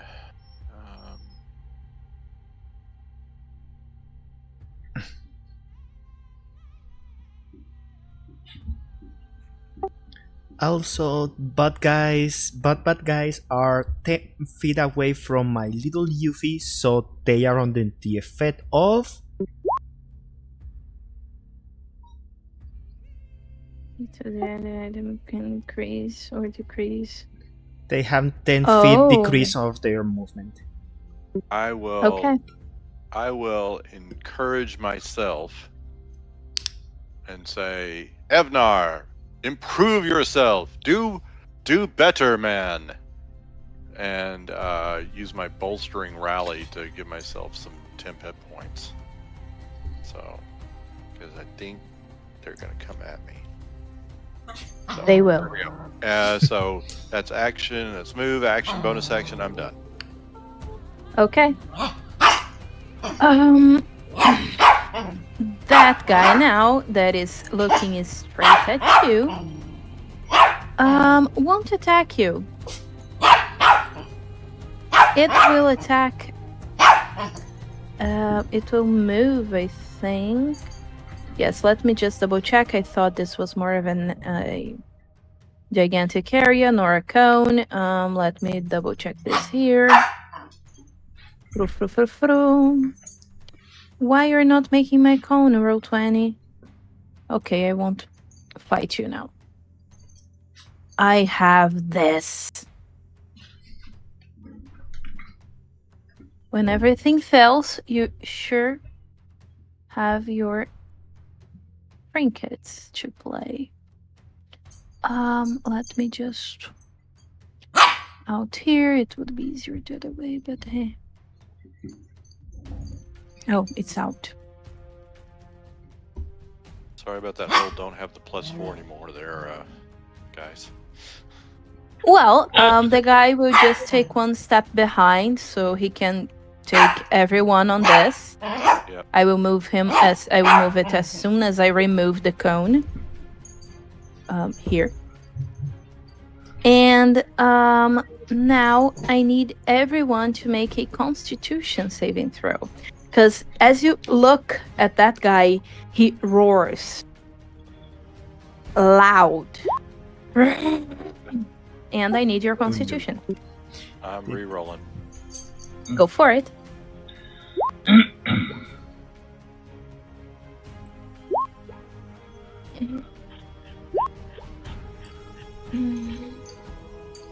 Yuffie has better constitution than I.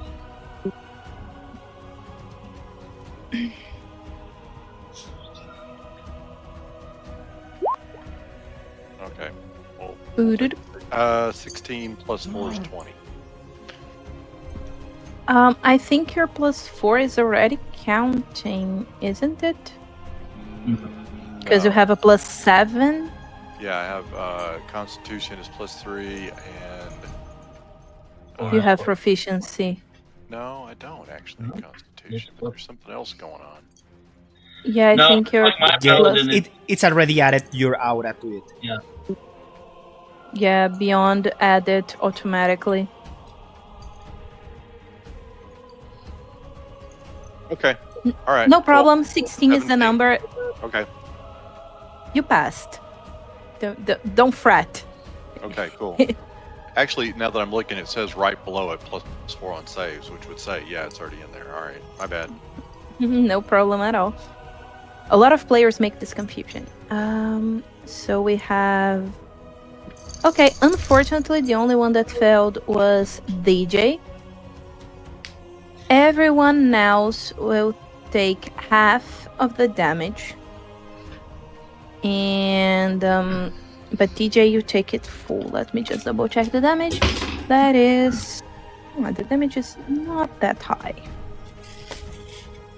But, DJ, you will drop anything you're holding. Understandable. That roar kind of makes a wind passing through everyone. And that hurts a little, and you drop your things. This is an action that guy don't have, bonus action.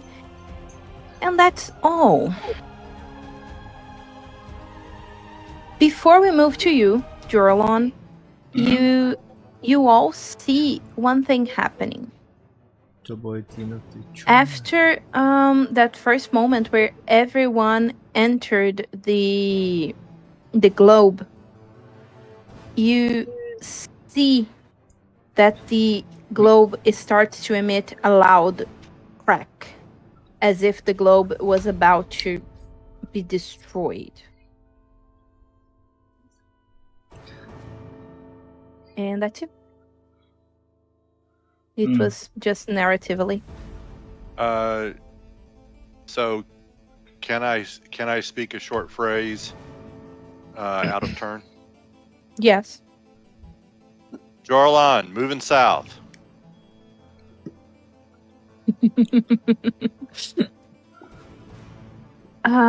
Go for it, Jorlon. All right. I'm going to see. My movement is 35, 10, 15, 20, 30, 35. Over there. And then going to use my action to cast guiding. Well, actually, let me double check before I do that. I need to use an action to go into starry form. Nope, as a bonus action, I can go into starry form, so I'm going to do that. And I'm going to choose the starry form. Ooh, it's a tough call. We'll do Archer. So the constellation of Archer appears on me. So I still look like a tree, but now I have a constellation of the Archer on me. And then with my action, I use my starry form to cast Guiding Bolt. So I'll do that now. And I'm going to try and hit the same one I hit before with Bonfire, the little one. Oh, no, se me... Okay. Well, looks like we lost DJ. 17 Nope, is... I was just refreshing the Roll20. Okay. Yeah. It's 15 radiant. Just double checking. I think I zoned out for a second. You're trying to hit that guy here, right? Correct. Perfect, thank you. 15 is damage. Let me just see if they have anything against... Nope, it doesn't take more from Radiant. So, Okay. That's it. And then so, bonus action was to take Starry Form. Action was to do Guiding Bolt. I believe that Está bien, ya antes de tener la antorcha, Sadón y Trinchete. Las cosas se van a poner feas. Se van a poner muy feas, la verdad. Action, but I think I played with a Star Druid for some time.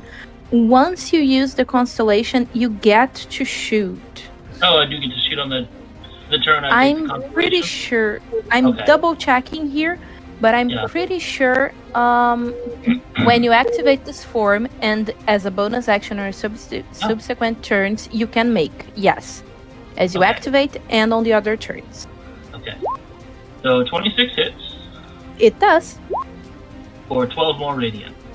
Okie doke. That is, the guy's not looking good. And it is the guy. What will you do, my friend?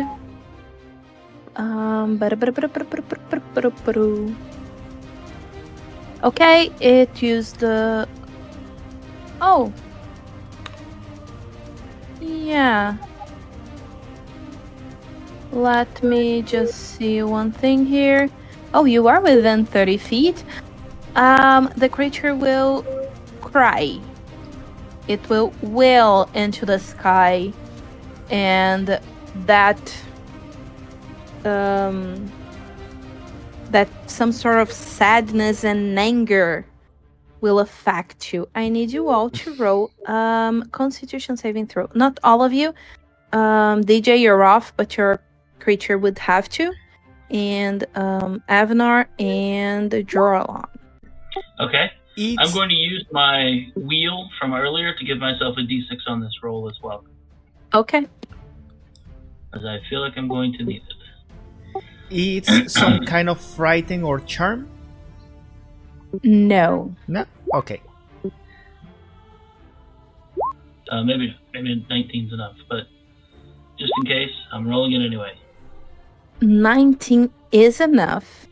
You all feel as if the creature was trying to drop you dead. But Oof. you're better than that. So you will only take this damage. 12.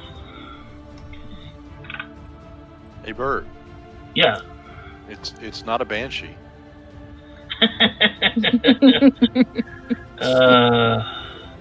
I have bad luck with banshees. Just It screams like one, but Yeah. it's not a banshee. DJ, that's you. Everybody that made the save received the full damage? The full 12? Yes. Okay. It's 12 instead of dead, so Yeah, it would be. Yeah.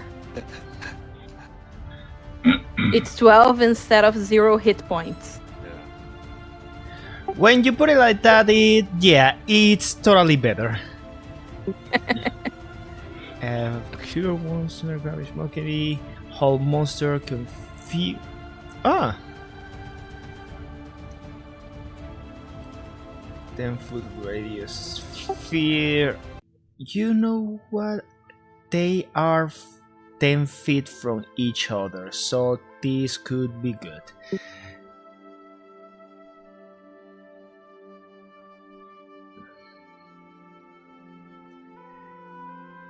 And I'm going to...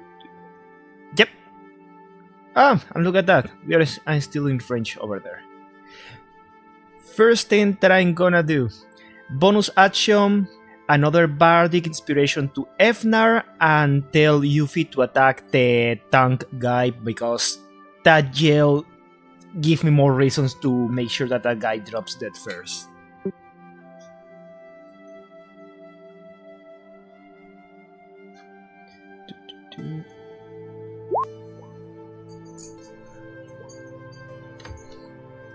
Ooh. That is a good damage. Just Okay. That was... No, the guy won't die, I think, but he's looking really bad. Like, really bad. Well, that was my bonus action. And then I'm going to... Yep. I can move pretty far. 1, 2... 30 feet will be over here, and I still have 90 feet range, so it will be just here. Just here. Perfect. Perfect. It will be a sphere. 10 feet radius sphere. So I will get this guy and this guy. Perfect.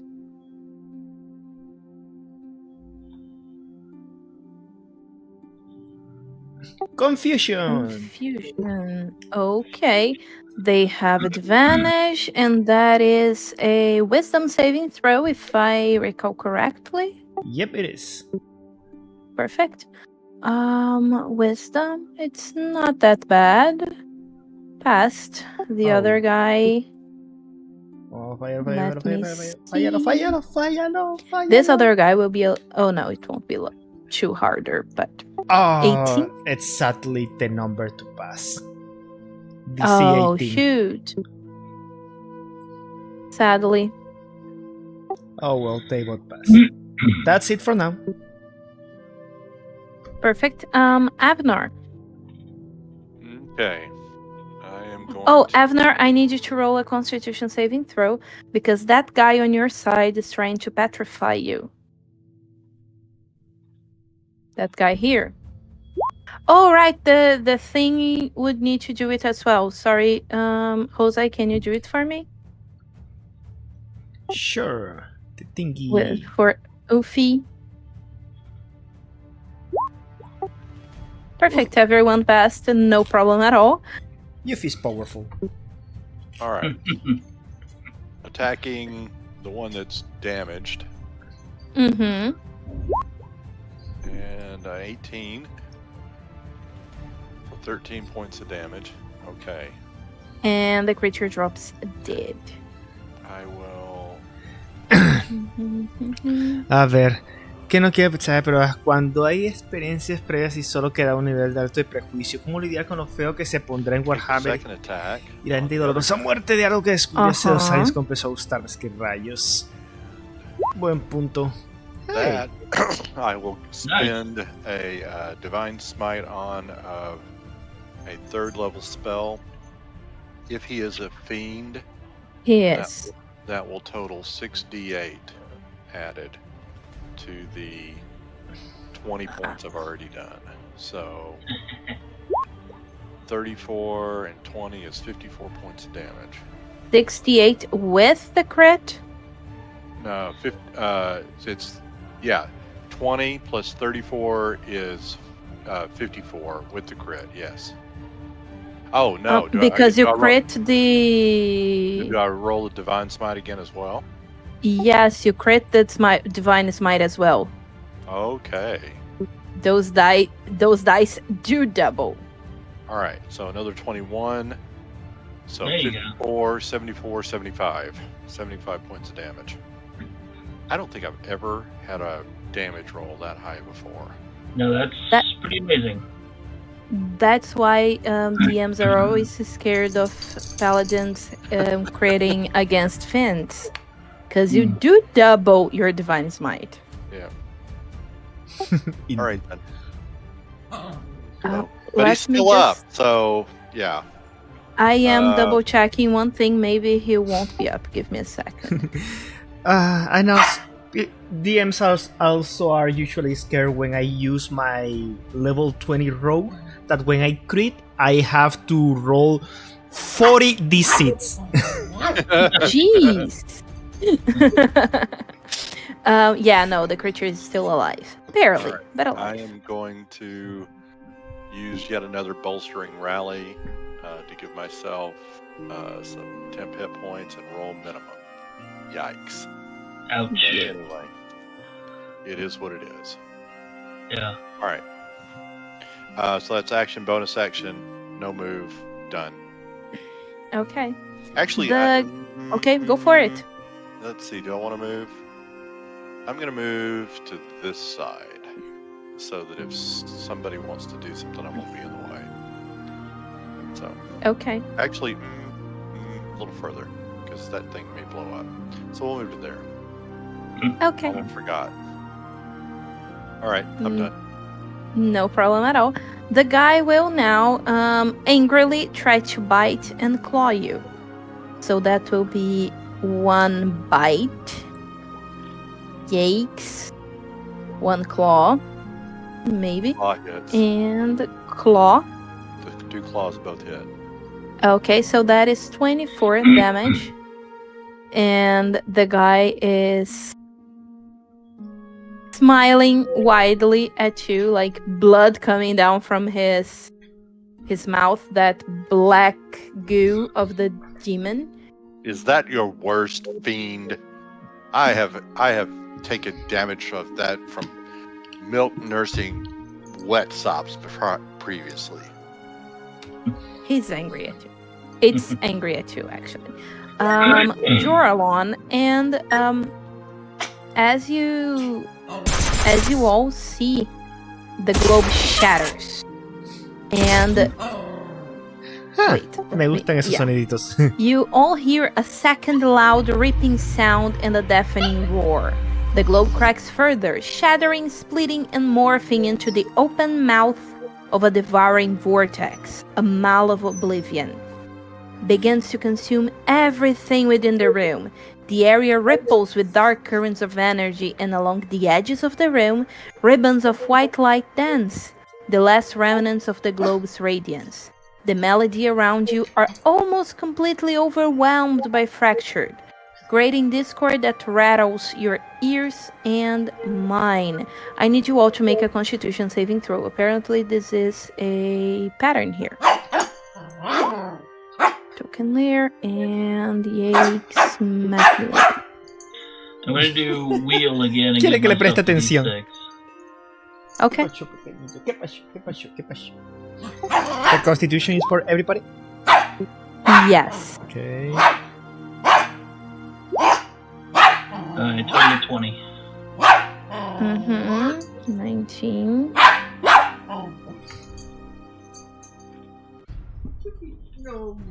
I don't think the Ify will have much problem with that. Everyone passed, so you are not deaf.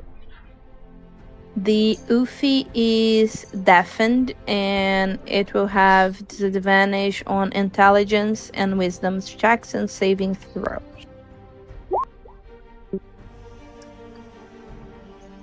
Okay, perfect.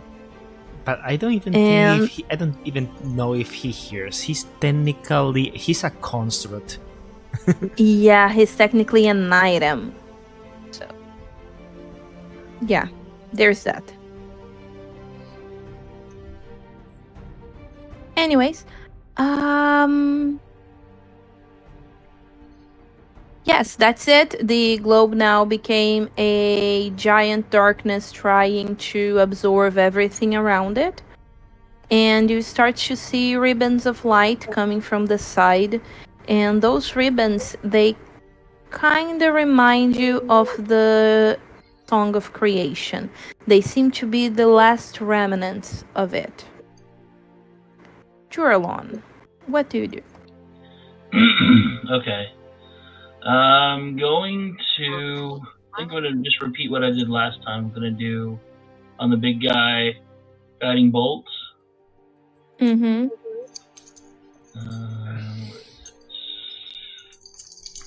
Cast it from the right place. I don't know if a 14's going to hit. 14. 14 doesn't hit. Okay. Then we will also, with our bonus action, do the archer. Go for it. 18. Does that 18 hits. Okay. For 13 radiant. Okay. And then this is the door we came in, so I'm going to kind of move that way. Okay.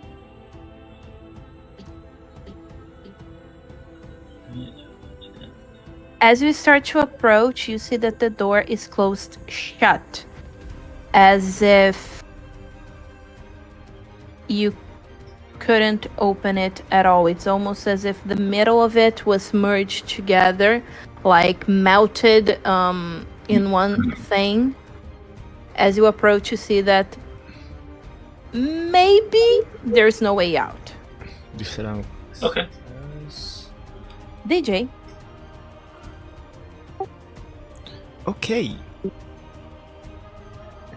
Let's see how far I am from the guy. Okay, yes, I can get 30 feet closer. To be around here. Yep. Mm-hmm. Yep, 30 feet closer. I'm 60 feet away from the guy. So let's use a level 1 spell slot for a Dissonant Whispers. Go for it. That is a Constitution saving throw made with advantage. Dissonant is wisdom. Oh, right. It's Dissonant Whispers, not Shatter. I don't know why I always mix both. And the creature failed. And the creature dies. All right. Oh, nice. So I don't have to start running away. Yeah, as soon as the creature tries to run away, it kind of falls to the floor. Well, now let's figure out what to do about the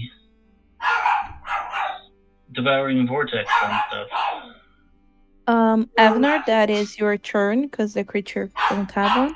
Oh no, sorry. DJ, do you have something else to do? Not much. Probably I will just ask Ufi to go nearby Efnar so he can have another 10 feet of movement of his turn. Okay, perfect. That's it.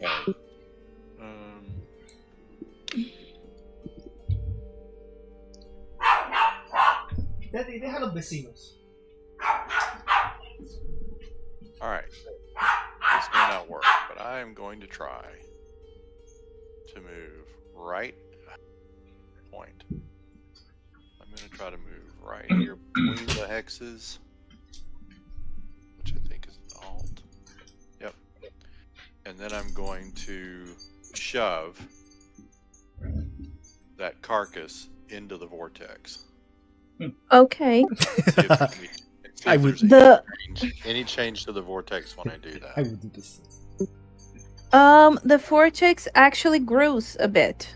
Oh crap. Yeah. Not what I wanted to do. It seemed like a good Avner. idea at the time. You are a paladin. Roll for me a religion check. A religion check, okay. Which I suck at. Yeah, I'm gonna re-roll that because I don't think I can do much worse. Actually, I can. Yeah, I can. Yes. Yeah, yes, you can. Yes, I can. Never underestimate yourself, Robert. Yeah, seriously. All right. Well, I don't know what it was for, but I sure didn't do it. You didn't. You won't understand everything, but you will understand something. Okay. The maw, this oblivion thing in the middle, bad, ribbon, good. That's what you can grasp at this amazing religion check. Okay. All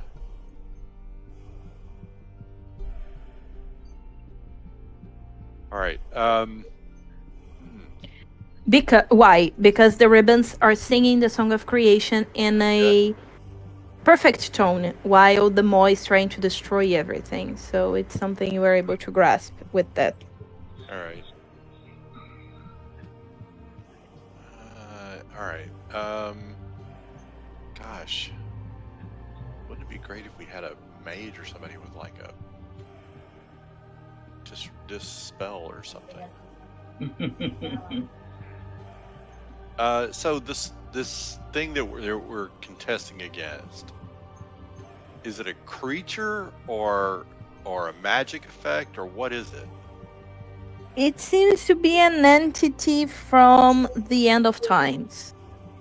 It's almost an apocalyptical thing that appeared in the middle and is consuming this space between worlds and planes and time. This thing. None of that's gonna help. All right.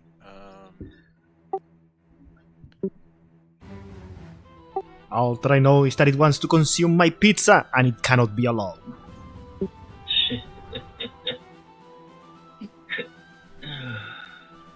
Yeah, I got nothing, guys. Let me pass through one thing though. If you're passing your turn, that guy will grow a little bit more. And it's Joralon's turn. Yeah. Okay, Joralon is going to double time it toward the ribbons here. 15, 20, 30, 35. Mm-hmm. And I'll kind of look at the ribbons and see if I can figure anything out about them, or if there's any way I can pass through. You see the ribbons kind of move in your direction to grab you. Will you let the ribbon grab you? I will. As the ribbon grabs you, you feel the song of creation emulating in your mind. And you may choose whatever check you want. Just give me an explanation how this check is guiding you in this path.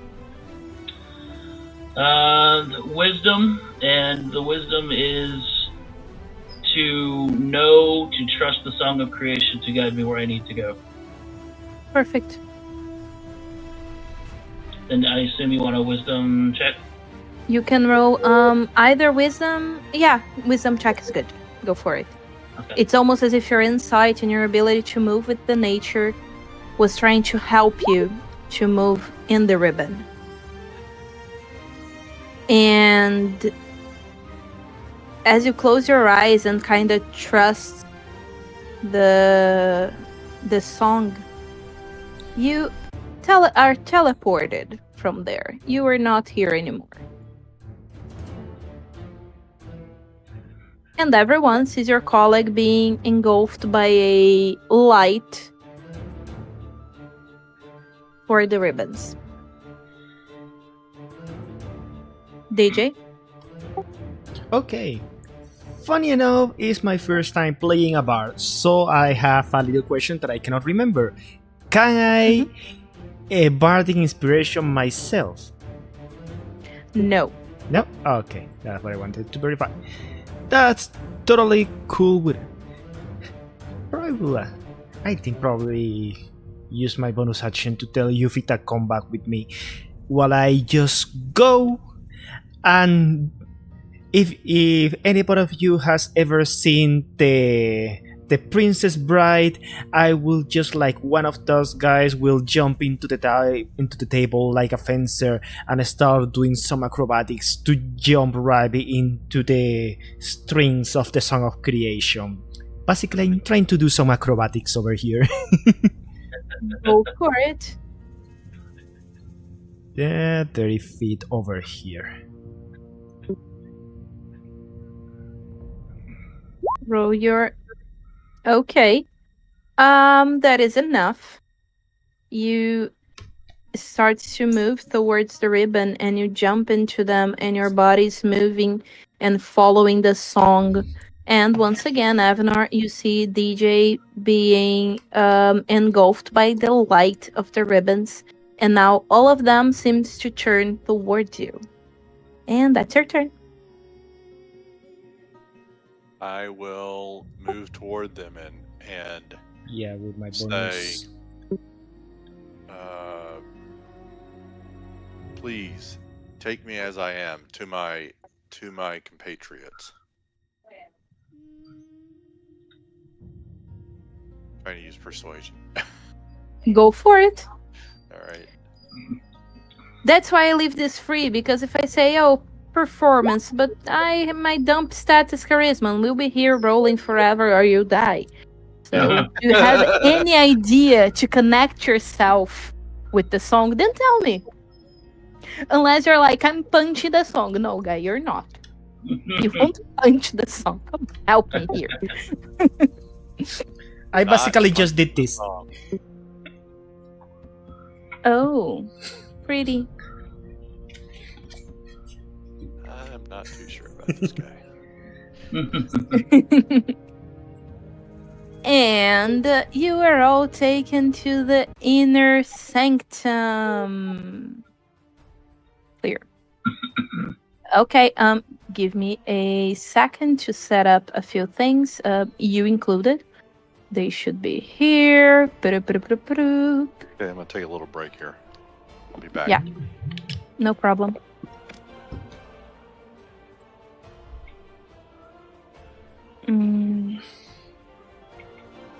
There we have it. Troop, troop, troop, troop, troop, troop, troop.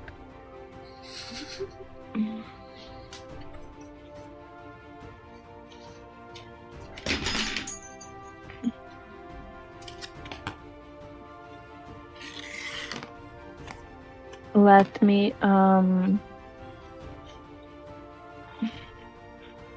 just put it here for you. There are some rules in the inner sanctum that are important to pass forward.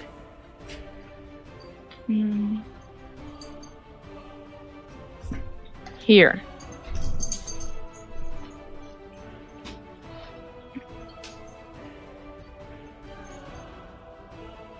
There you go.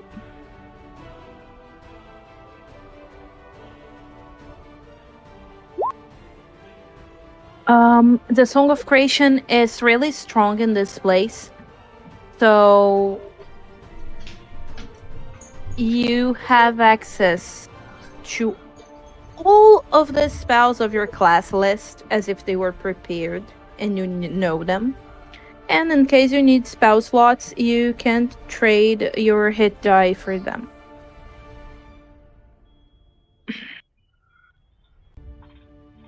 Because you will find the spell floating around in the air around you. That's pretty cool.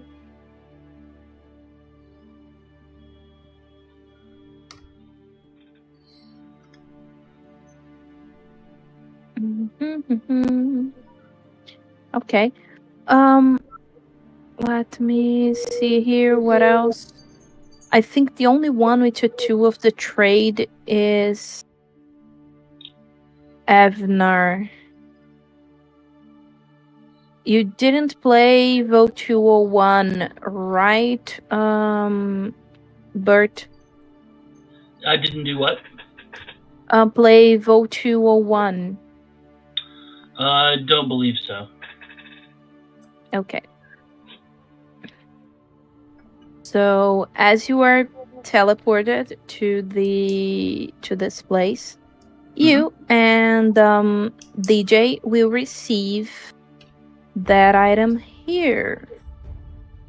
Treasure item. You get that. Okay. I have to ask Avnar what item he will he got in as the 2 of trade, because he'll get an upgrade on that one. Oh, very nice.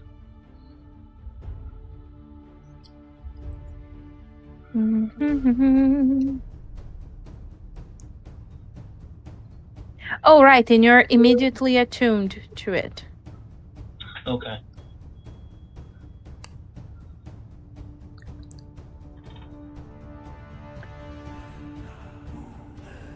Well, let's move on. When you fully materialize, your feet impact a large disc, some 150 feet across. Looking down, you see your own forms glow with a white light, and any weapons or gear you hold in your hands are practically torches. Above you, a dome of galaxies, stars, and planets, more vivid and colorful than in prior realms.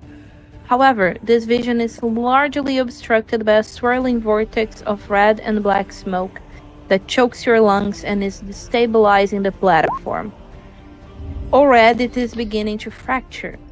Towards the platform's center is a dais, upon which you see that the 2 divines, again in their physical forms, have seized the Genesis child.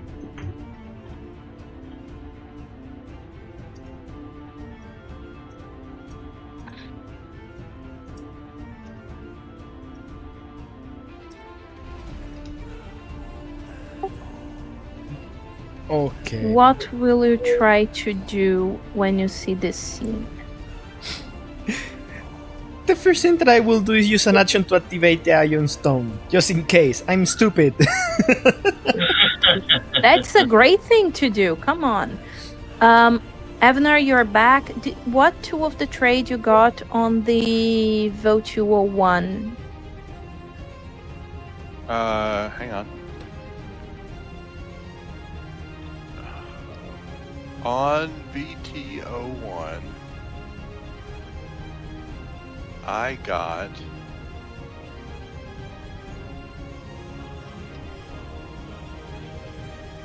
all I have down is the Seal of the Chosen and it carries the Key of Gillian.